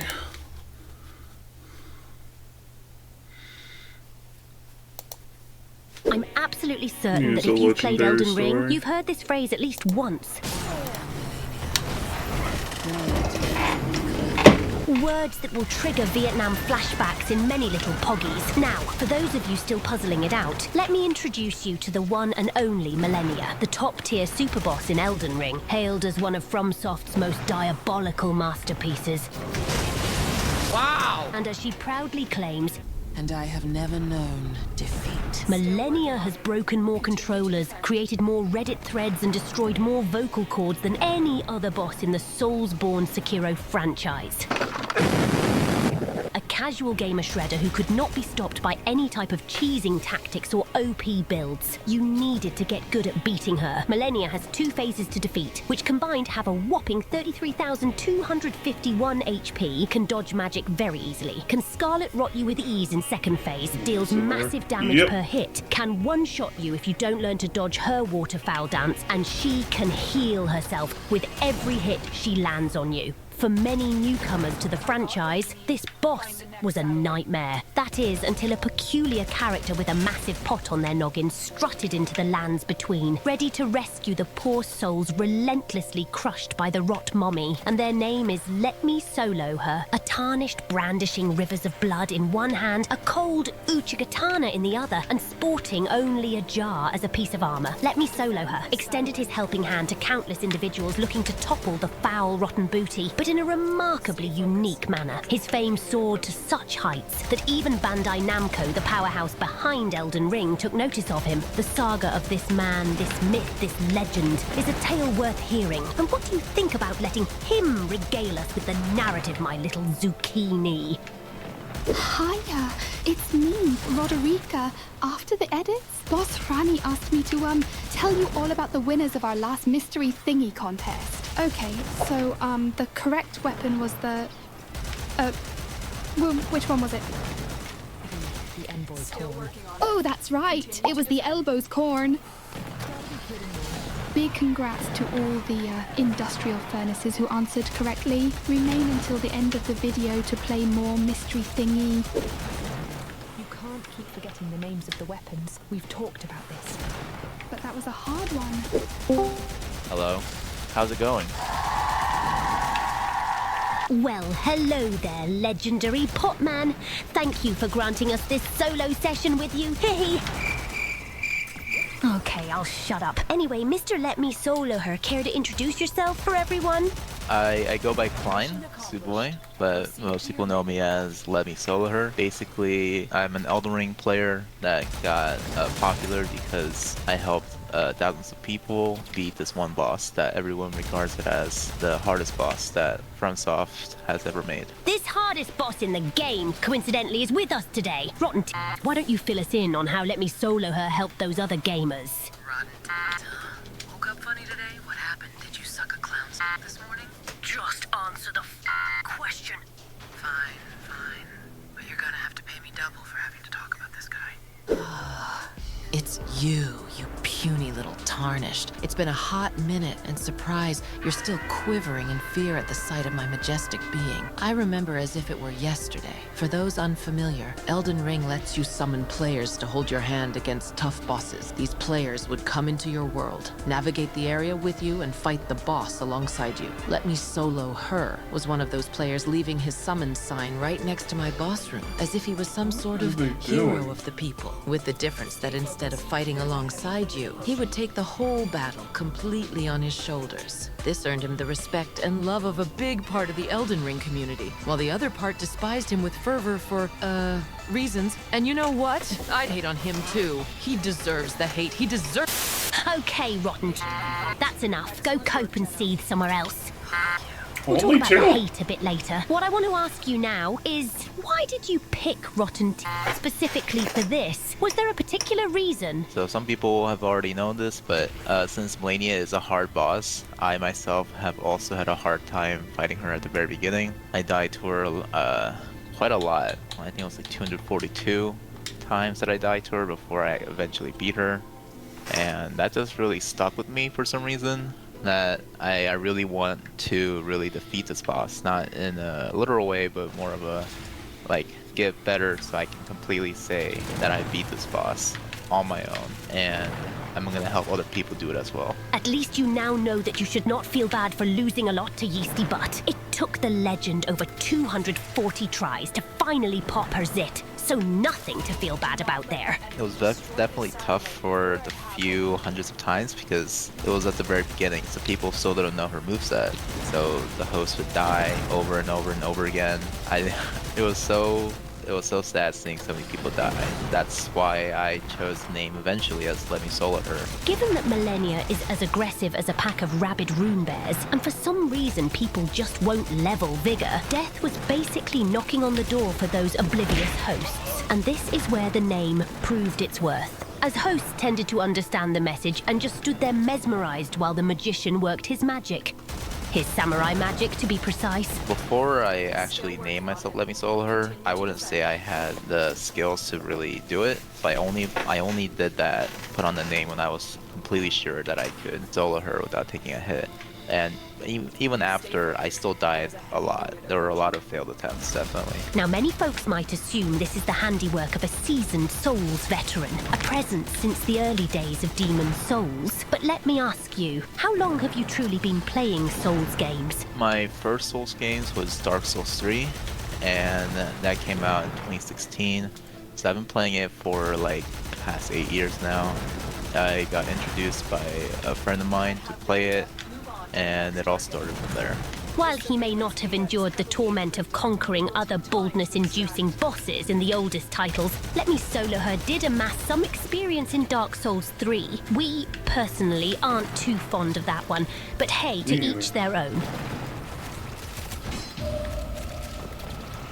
Reason why I refer to Elden Ring as Dark Souls 3 if I was actually Is there any good. reason you chose that particular build and fashion? I mean, the drip do kind of be dripping. I mean, after learning almost every moveset of a boss, putting on armor is just not necessary. It's just useless. So following like FromSoft traditions of being a naked player means that you're good at the game. So other than that, all I had to decide was what to put on my head, because that would be pretty much iconic for the look. I wasn't really going for like an iconic look at the time. I didn't know it would blow up to where I am today. But it was either down to putting on the Blide's wolf mask or the jar helmet. And at the end, I thought the jar helmet would have been a bit more suited look. You were gonna do what with Blade's head? Never mind. Yes, the jar helmet does look iconic, and a little sexy to be honest. But what's the scoop with the double katanas? Any strategic genius behind that, or just a fancy fashion statement? There wasn't really much thought behind it. I like katanas. So, and then Rivers of Blood at the time was considered the best weapon in the game. Everyone was talking about it, so I decided to equip it. But having one katana didn't really feel right when battling Millennia for me, so I decided to go with two. Everyone always thinks that I'm such a genius for having Frost as well as Bleed, so that it cancels out somehow. I don't even know what that even does. I just did it for looks, basically. What Let Me Solo Her is talking about here is the property of fire damage, not bleed, of resetting the frostbite meter. Black Knife Tisha spilled the beans on this in our latest short, by the way. But the scoop is when you sizzle an enemy with fire damage already frostbitten. The frost takes a hike, giving you the green light for another frostbite proc, which deals big damage. And since Let Me Solo Her inflicts frostbite using a cold katana and fire damage plus bleed with Rivers of Blood, the burst damage procs of frostbite and bleed synergize pretty well. And I had no idea it worked like that. It was just purely coincidence. I've also noticed that you don't use the Ash of War of Rivers of Blood. Is there any reason behind that? The Ash of War is a nice gimmick that I can use against her, but it actually makes you open up to a lot of her damage. Once you use it, you are more prone to getting hit, so I'm not used to that. As well as, it's just more of a display of skill, I guess, because just holding R2, stun locking Millennia is just not as fun when you have to fight her like hundreds of times. For those unfamiliar, the Ash of War of Rivers of Blood, also known as Corpse Piler, used to be quite a powerhouse until the nerf hammer struck in patch 1.06. The sheer strength it wielded led to somewhat tedious and monotonous gameplay, so it's understandable why Let Me Solo Her didn't use it. We could confidently say that his rise to popularity also had something to do with the lack of Corpse Piler in his gameplay, since most Elden Ring gamers loathed it. And speaking of popularity, how did Bandai contact you exactly? It was actually on the day of me streaming for my 1000th Millennia kill, and Elden Ring Twitter page was sent me a message, and I clicked on it and said that they were a representative from Bandai Namco and that they wanted to send me something. And then I just couldn't believe my eyes back then. And they asked me for like details, the address, and then they said they'll be sending it pretty soon. The YouTube channel actually came to cheer me on during the stream too, so that was very nice. During Let Me Solo Her's stream, a spectacle where 1,000 millennials met their demise for the enjoyment of countless tarnished warriors, the dream message for any streamer materialized in the chat box. It was none other than Bandai Namco, and they brought forth a surprise for our pot warrior. They sent me one of their I wouldn't call it a care package, but it's something like that. There's only 40 ever made in the world, and I got one of them. The cool thing is that it's a custom one as well, because of the letter that was signed by Bandai Namco themselves. It has a sword, it has a cloak, I think it's Melena's cloak from the game, as well as a handwritten note from the Bandai Namco team, a copy of the Elden Ring map, and then a wooden art piece that I have it sitting on my shelf right now. It's pretty cool. This marks a historic moment in the Souls series. Being acknowledged by Bandai for in-game achievements is a feat that even Otzdava, with his remarkable Dark Souls 2 no-hit run, hasn't achieved. Let Me Solo Her has become an icon. Holy moly! For Elden gamers yeah, that'll do it. However, as is the case with any public figure, haters couldn't resist emerging. Okay, so you've probably stumbled upon some Reddit threads where people claim you're not anything special or overrated. Some are just dripping with jealousy. How do you feel about these opinions? I mean, they're 100% correct. Anyone else could have done it. Every time someone becomes famous, you know, there's all these controversies. There's people that don't like you, even though a lot of people like you. It's not about whether or not you can do it. It's whether or not you At the end of the day, I'm just a player that just killed a lot of bosses. Well, one boss, for example, for a lot of players. I wouldn't say it was skillful as well as like productive as some people would have put it, but I just like what I did, and for some reason I got popular off of it. I know some people are kind of mad saying that it wasn't the real FromSoft like vision, that I just all these people that I've helped haven't really played the game through themselves, and I'm robbing them of their experience. And I'm like, you know, that's pretty fair. I can see that. But at the end, it's how everyone else wants their playthrough to go through. So it's up to them. Let Me Solo Her Try to just get at happened least to be in the 20. right place at the right time. He's a gamer having fun doing his favourite thing, and the community liked him so much that they did the rest. His feat is still impressive though, considering that Millennia becomes stronger when co-oping, yet he faced her solo and defeated her for the host. So yeah, La Sarada, you can quit crying now. Nobody cares about you nor your 27 attempts. Oh, eso tuvo que doler. And this is something we've discussed in a previous video. Everyone can tailor their PvE experience to their liking. If Let Me Solo Her brought joy to some by defeating Millennia on their behalf, that's perfectly okay. Did they miss out on the true experience? Likely, but it's their decision in the end. However, what isn't their choice though are invasions. Would you suggest PvP to those who haven't given it a shot yet? I like participating in like any multiplayer aspects of any FromSoft game. Like, I know lots of people hate being invaded. They're like, just leave us alone. We just want to play the game. And honestly, for me, I like helping people as much as also invading other people, because I think it's just fun. It's just part of the Dark Souls or Soulsborne experience. I really hope everyone experiences it, even if they don't like it, because sometimes it just clicks with you, sometimes it doesn't. But I would recommend it. I know it's not for everyone, but at least I would recommend them trying it out. If they have a bad experience, that sucks. I really hope they keep trying though. But I know it's not for everyone, so if you don't want to experience it, just play offline. If you're gonna summon someone else, you are probably gonna get invaded. It is what it is. As you can see, even the legend himself is telling you to give PvP a go. My little chubby nugget. Perhaps you should listen to his words of wisdom and don't miss out on this experience either. You can always go back and face rotten by yourself anytime. You can always welcome an invader and have a fun match against them. The important thing to know is it's never too late to experience anything in Elden Ring. That's why we asked Let Me Solo Her to solo rotten for us, because we never had that experience before. I'd like to extend a heartfelt thank you to Klein, better known as Let Me Solo Her, for being a part of this video. Chances are you're already subscribed to his channel, but if not, you can find the link down below in the description. Crafting this video was an enjoyable journey for all of us, offering a delightful throwback to the rich history of Elden Ring's community. My hope is that this serves as inspiration for newcomers to delve into every facet of the game and savor all its delights. I'll be seeing you little nuggets in our next thingy. Don't forget to do some exercise every day. And always give it your best. Bye!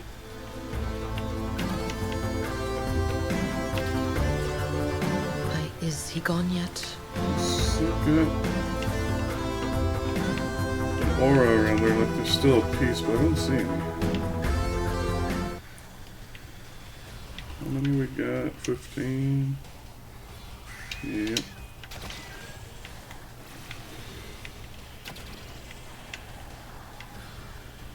These landing spots just don't stop blowing. Thought they did.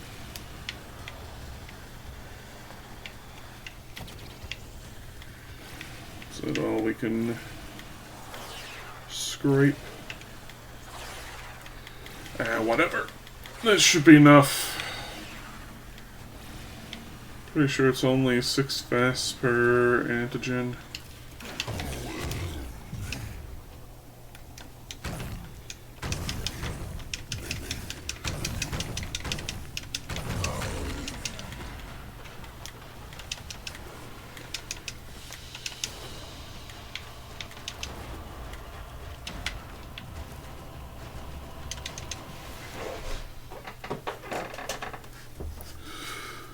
Alrighty.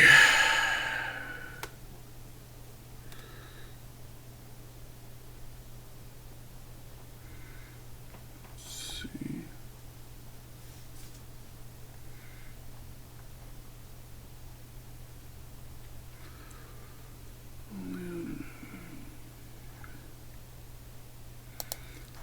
Have you ever been invaded before, Tarnished? I mean, unless playing online is an alien After concept, this video you ends, most likely that'll have be at where some we end point, it if today, you I ever think. played Souls games. But anyway, Anyway! I'm talking about those pesky bad red men who suggestively force their way into your world with the sole purpose of ruining your fun while bringing you nothing but misery, pain, and sadness. Or at least, that's the impression you'd get if you ever visit the Elden Ring subreddit. Believe it or not, invaders are players who, like girls, just want to have fun, in their own way, of course. The invasion mechanic of Souls games has been a matter of debate since the inception of the entire She's ready series. for the No others. Souls game has passed through the ages unscathed. All of them have fallen prey to posts upon posts written by gamers with no hair follicles whatsoever left, complaining about the bad red man ruining their game experience without any mercy or consideration. To some players, invaders are the Antichrist itself. Whoa, whoa, whoa, whoa. Excuse me, what? But why is this the case? What is exactly an invasion? Why do gamers have so much beef with them? And is the mechanic really fair? Today we are taking a look at invasions, the most controversial mechanic in gaming history. Before we jump into today's video, the mystery weapon from our last video was none other than the amazing Shamshir. Big congrats to the snickerdoodles who answered correctly. Stay tuned until the end for the last game of Mystery Weapon of the Year. Before starting to yap about invasions and the intricacies about them, I think all of us should be on the same page. So I called a friend who's experienced in invading your sorry marshmallow butts to explain to you what an invasion is and how they work. So pay attention, my little nockis. Hang on a second, little poggies. Girl, what are you doing? Should I come out now? Yeah, no you gotta come out. It's your turn and we're running on a schedule here. Move your ass. Fine, fine. You don't have to be rude and push me. We're not paying you to treat you like a Disney princess, pal. You make me lose the New Year's party and I will show you what rude really is. Hello, Tarnished. Long time no see. Anyway, since I won't get the full cut of my payment if I don't finish on schedule, let me start right away. In Souls games, there has been a mechanic since the beginning of times where, depending on the circumstances, another gamer could enter your world with one purpose: switching your breathing status from on to off. This kind of player is called an invader. They would appear like another player but with a red shade, and a message would pop up on your screen indicating that you're now engaging in a funnily called non-consensual PvP encounter. But was it really non-consensual? You see, Tarnished, certain conditions had to be met for you to be invaded. The core condition is different depending on which game we're talking about. In Dark Souls 1, for example, you had to be in human form and coursing through an area where the boss was alive to be invaded. Every time you stopped being alive, you'd respawn in hollow form by the last bonfire you interacted with. Being hollow would prevent you from interacting with some bonfire and online features, such as kindling to increase your healing flasks or summoning other gamers to assist you. If you wanted to summon assistance, you had to use a humanity and then burn it at the bonfire to restore your human form in order to summon friends. But this would open your world to invaders. So technically speaking, by becoming a human again, you are inviting invaders to your world. Sort of. If you were to play the whole game as a hollow, you'd never see an invader, not even an NPC invader. Sure, you would miss on co-op play, but no pesky red man would interrupt your session. Although, to be fair, it kind of is understandable if you were new to the game and wanted to just chill and explore with a friend. But every time you did, a max level tumor would spawn out of nowhere and wipe you out with a single spell. But hold on. Let me ask you something. Was my previous statement really accurate? You may see statements from gamers online claiming that they were invaded by a max-level invader and how they had no chance at beating them. But is this really true? The answer is no, you silly goober. It's false. No way. Not this time. No. It's totally pure fiction. It's fiction. It's a total fabrication. You see, you can only get invaded by people near your level. There was a simple formula that was used to calculate what people could invade you and what people could be invaded by you. These were the formulas for the different online interactions. If you by now have passed your elementary school math classes, you can see that being invaded by a max level player, which would be around level 700, while being low level, is completely impossible. Imbécil! In fact, if you take a look at the equation, it is much more probable to be invaded by someone who has a lower level than you than being invaded by a player of a higher level. What was very possible, though, was to be invaded by a type of player called Twink.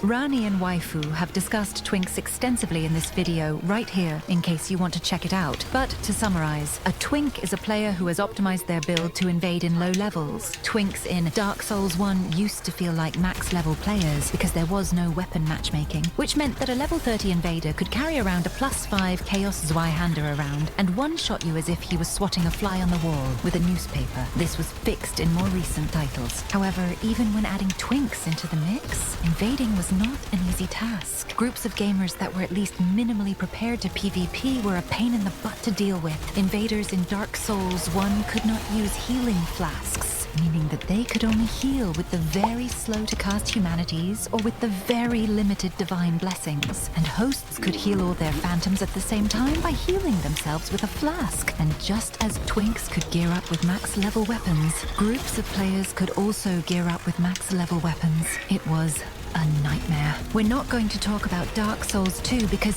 the invasion system in that game is a subject for an entirely different video. And since Dark Souls 3 is relatively similar to Elden Ring, we are going to talk about the state of the invasion system as it is today and judge if it deserves the hate it receives. So back to you, Blue Smurf with anger management issues. I swear to God, these people. So, how much more different is the invasion system in Elden Ring compared to Dark Souls 1? In Elden Ring, the summon formula is still quite similar, meaning that you will most likely be invaded by someone who has a lower level than yours. Invaders can now use Estus flasks, but so can your co-op phantoms. And you can have twice the flasks, meaning that between you and your 2 phantoms, you can have nearly 30 healing flasks, compared to the 7 healing flasks of an invader. Weapon matchmaking prevents you from being invaded by people with high-level weapons, so the damage ranges between the invader and you will be similar, and the inclusion of password summoning means that you can summon phantoms of max level if you wish to do so. But the most important detail of them all,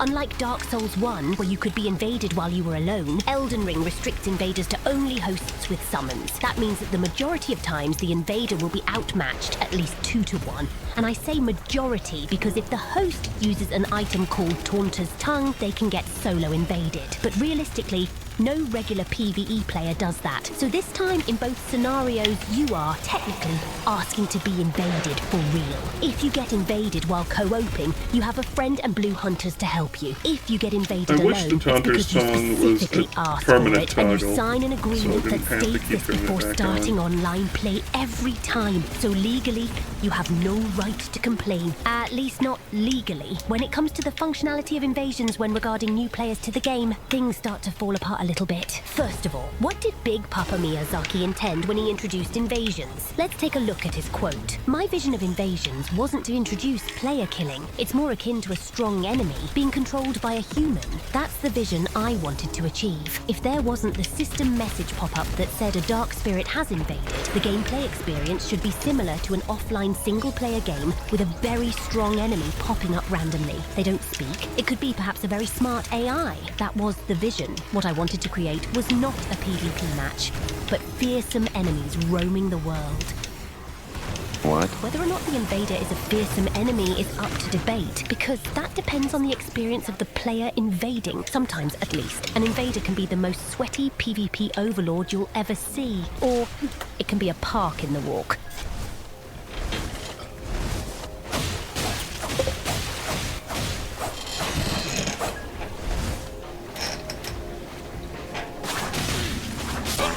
Although normally invaders tend to be somewhat experienced in PvP, as opposed to PvE players.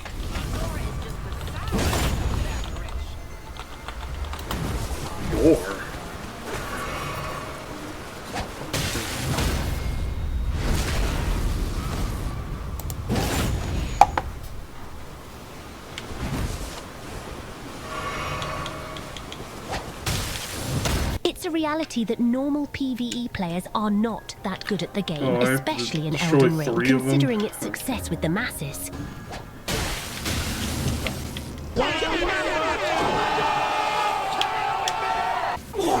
And since these players are the majority, they will be invaded by very experienced invaders, be absolutely destroyed despite having every advantage possible, and be left with a sour taste in their mouth, feeling like what just happened was extremely unfair, and run to Reddit to write the next Bible on how invaders should be imprisoned for crimes against humanity. Sadly though, most of the times, losing to an invader in Elden Ring is a skill issue, and that is the harsh reality.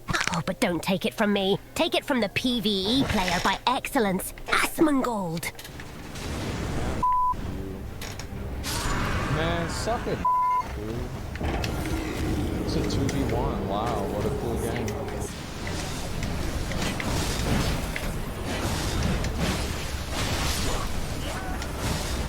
If Neff Anio's prototype survives our assault, they'll be able to drop in a mountain of new offerings. We must turn Because invasions in Elden Ring were balanced towards inexperienced PvE players, the lack of skill had to be complemented by something, otherwise they would just be steamrolled by most invaders. However, that doesn't excuse the faulty system that allows this to happen in the first place, and that in itself is an issue. A game should never reach a point where it has to be balanced towards the lowest common denominator of player skill, and I seriously mean no offense by this, because that's when players that really understand the game start taking advantage of the system. That's why fighting a group of players that are skilled is an absolute nightmare. Gank squads have never been more powerful in the whole series, and invaders simply do not have the resources to fight them properly, since a good team of players basically have all the resources of the invader, times 3.5. How on the moon's name do you even begin to balance that without screwing new players in the process? Good question. In our opinion, there should be a middle ground. Skill and game knowledge have to be earned, especially in these titles, known for their difficulty and overcoming challenges. Balancing toward the type of player that will probably play the game once and never touch it again, or even worse, never finish it, is never a good idea in the long run, and it hurts the longevity of the game.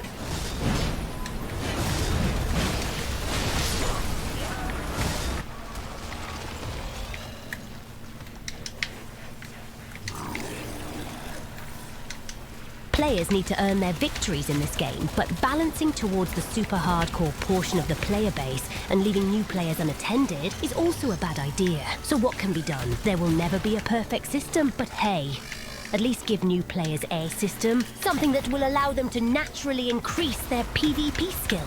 We don't mind fighting players with any skill amount, personally. If we're presented with a big challenge, we try to overcome it. Sadly, not everyone has this mentality. Invasions were designed with the condition that gamers would try to overcome the challenge of a player-controlled NPC trying to get them, instead of dipping as soon as their phantoms kick the bucket.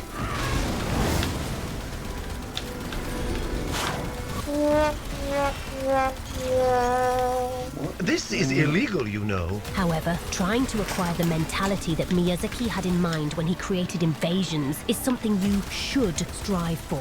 Despite what some unwashed man-childs like to preach, invasions are not about ruining fun. They can be very fun and exciting. Facing challenges with a strong will to prevail and remain victorious is something that doesn't only work in Souls games. It also works in real life. You know, that thing that exists outside of Elden Ring. Nobody's going to improve your life for you if you just complain to the moon day and night. You have to put in some work for things to happen, for changes to be made. And the sooner you come to terms with this reality, the sooner you'll start living better. So while I do understand where these complaints come from, don't be like these Morlocks. Because if you start to complain like this when it comes to mere video games, then what's left for when real life kicks you in the balls, huh?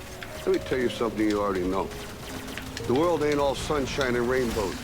It's a very mean and nasty place, and I don't care how tough you are, it will beat you to your knees and keep you there permanently if you let it.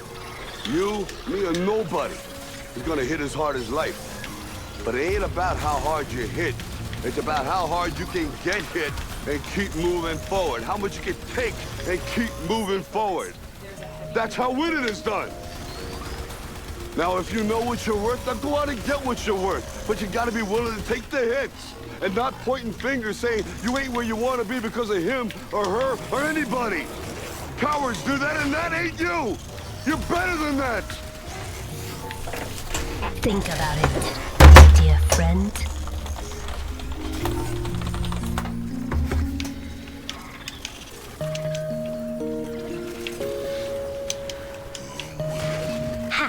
year, Tarnished.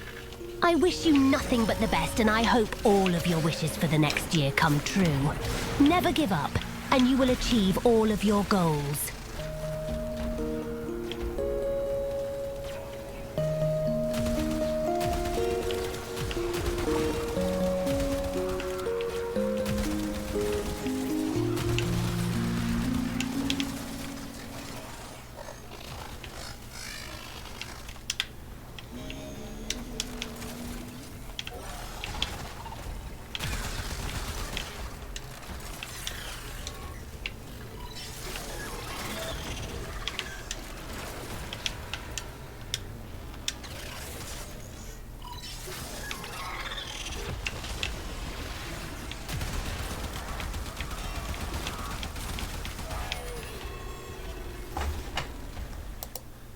What's happening? If you used a summon to beat a boss, you did not beat the game, you cheated! If you're not unfamiliar with the Souls-like community, the sentence I just read must have triggered some Vietnam flashbacks in you. Throughout the entirety of Souls games history, there has always been a sort of controversy surrounding the use of summons. Dude, don't refreeze them! Being a franchise recognized for its unforgiving difficulty and brutality for newcomers and even veterans alike, it is not uncommon to stumble upon those gifted, selected few that manage to conquer and beat the game in the most challenging way possible. That would be beating it by themselves and without any kind of cheese, but not without leaving their skid marks on Reddit, Steam and other forums, letting everyone know of their impressive feat of focus and skill. And with the arrival of Elden Ring, it was no wonder that the tradition would surface yet again from its diarrhea pond to infest every possible corner of the internet. Of course, we also have the word of those who defend the mechanics and cheese strats and claim that if it's part of the game, then it's valid to use, and therefore it would be valid to claim that you did indeed beat the game. But who is right in this case? Is there really a correct way to beat Elden Ring? Does summoning and cheese strats truly hinder the game experience? Let's take a deep dive into this whole drama and see what conclusion we can make out of it, my little Big Macs.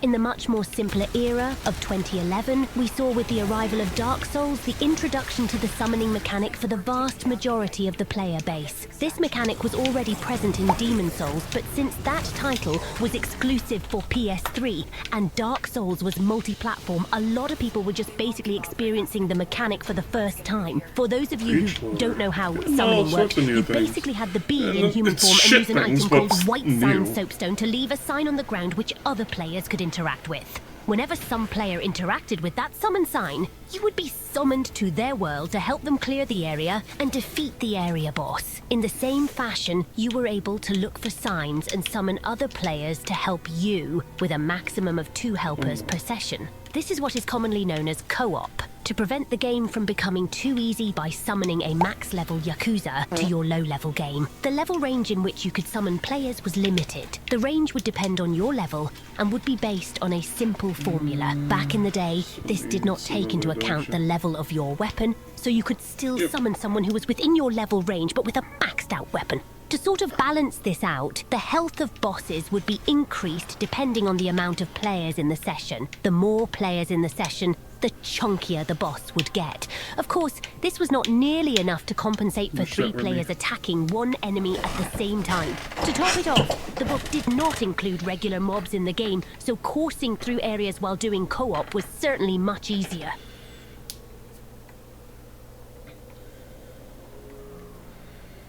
Dark Souls 2 introduced an item used to enhance the matchmaking called Name Engraved Ring. With this ring equipped, you could choose one of the multiple gods to engrave the ring with to act as some sort of matchmaking password. This would increase the summoning range in which you could summon other players. So it was useful if you wanted to play with a friend. Just pick the same god as them and you were good to go. Dark Souls 2 also increased the limit of co-op phantoms per session up to 3, so you could form parties of up to 4 players. You can imagine that the enemies of the game could hardly keep up with this. As an additional feature, Dark Souls 2 had the small white sign soapstone. The difference between this soapstone and the normal one was that you were summoned not as a phantom, but as a shade. Being a shade meant that you were summoned only only for a limited time, but you could be summoned in areas where the boss was dead. Something that was not possible in Dark Souls 1. The small soapstone had a wider summoning range than the normal soapstone too. So even after defeating the area boss,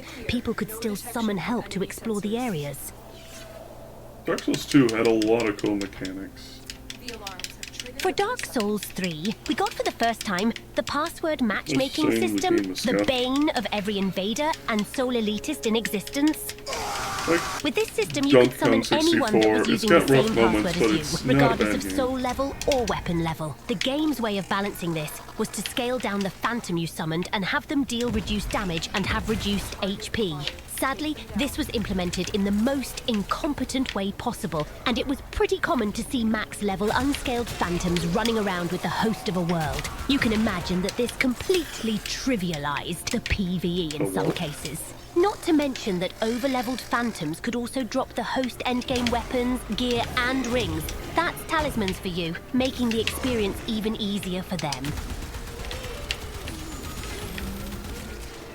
For Elden Ring, the password matchmaking system was kept, and it functions more or less like in Dark Souls 3, with the difference that enemy mobs now also scale with phantoms. But a new mechanic was introduced for those who didn't want to engage in online shenanigans. You see, in previous entries, if you wanted to co-op but you either didn't like playing online or didn't have access to it, you had to resort to summoning some of the NPC characters that were scattered through the game. These NPC summons usually served as damage sponges, because they would have massive health bars, sometimes while also dealing massive damage to the boss too.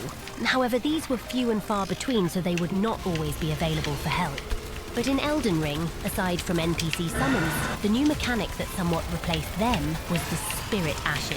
Spirit Ashes basically worked as pocket NPC summons that you could summon whenever a prompt appeared on the left of the screen. There are To still summon them, NPC you had to summons in the use game, but they spirit are calling far and bell few that I gave between. you at the start of your journey with the ashes of some long-forgotten warrior. What This was would that? summon the spirit of said warrior to aid you in battle. And when maxed out, the spirit would have massive amounts of HP, pretty much like old NPC summons. Of course, not every Spirit Ash is super good, but some are incredibly strong. The strongest are Black Knight Tishay, due to her ability of inflicting destined death, which deals percentage health damage, and Mimic Tear.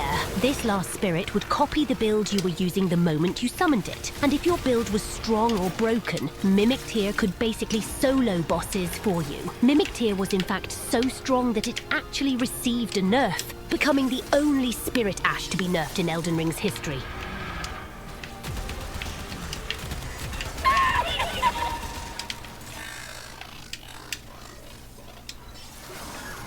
It's still really good. It would be extremely disingenuous to even suggest that summoning does not reduce the game's difficulty in any way. The increase in numbers on the player's side give an extreme advantage that is not balanced by merely giving the mobs and bosses more health. Enemies can be both stun-locked and stance-broken, so it doesn't matter if the mobs have 4 times more health, they can still be stun-locked into oblivion without giving them any chance to attack. Boy, this mission eats up ciphers.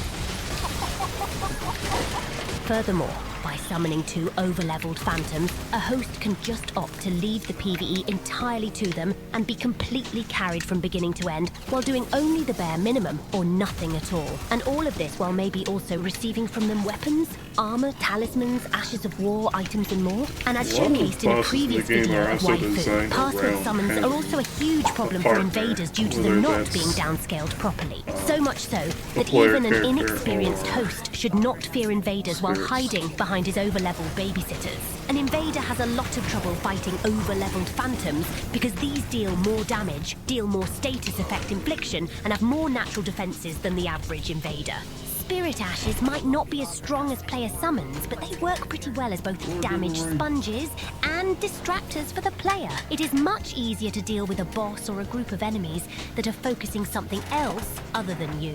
So long story short, yes, summoning does decrease the game's difficulty. That's undeniable. However, aside from the unhealthy PvP experiences that may come out of invading groups of players, I don't think there's anything inherently wrong with summoning help. Silver potato. Do I think, however, that summoning 2 or 3 guys to drop items for you and do all the heavy lifting hinders your game experience? Well, to be honest, Yes, it will trivialize and hinder your first playthrough, which is supposed to be the most memorable one. But if someone wants to have two friends beat the game for them, while they merely tag along for the ride, or find the cheesiest tactics online to beat bosses with ease, there's nothing anyone can do about it. It is their game, and they can have the experience they want. Ouchie.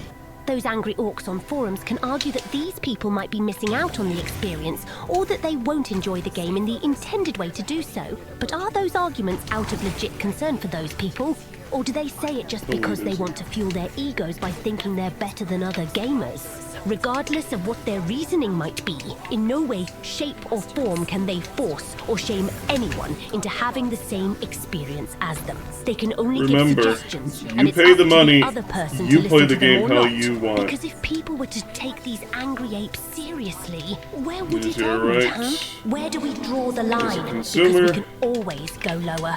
No summoning, no Use your upgrading, rights. no leveling, no healing, no magic, no incantations, no items, Given no by dodging, no God blocking, no talismans, no armor, no weapons, no running, no jogging, no attacking, no moving. And we can go Your on and ass on is to in the end here. of times. What the hell are point you? is the same as the last time. Let people play however they want and mind your own business. What they do in their own PvE game is their problem. If they hinder their experience or enjoy it or whatever, that's entirely on them. Because sadly, at the end of the day, the intended way to play is the one you make for yourself. And if you cheese the game to be able to beat it and you're watching this video right now, I don't really share that sentiment, but more power to you, bro. There's nothing wrong with cheesing your game. Just don't be like that pestering part of the community that denies cheesing in spite of clearly having cheesed. And that, to top it off, shame other players for struggling with the game. Yes, that part of the community filled with glob-glog-galabs also exists. You literally cannot escape those large pustules. They are everywhere. Cheaters, though.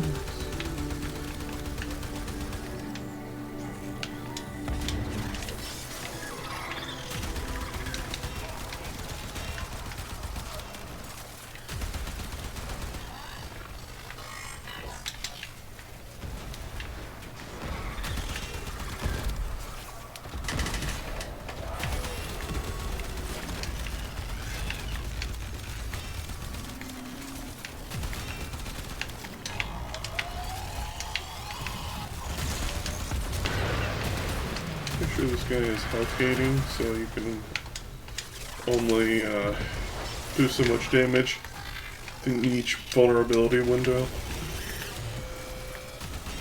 Like so. And whenever he becomes vulnerable, it just outright buckles him. Like that. It might be because of all the fire procs or other procs on him.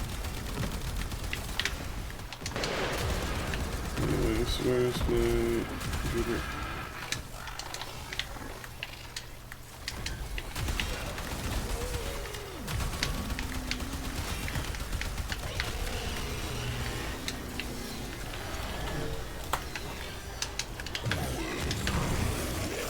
And that was the last cipher I have, and also video's done. So,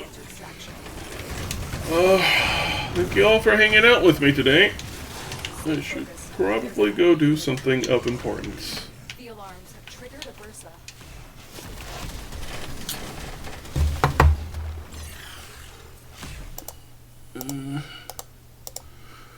Quick peek.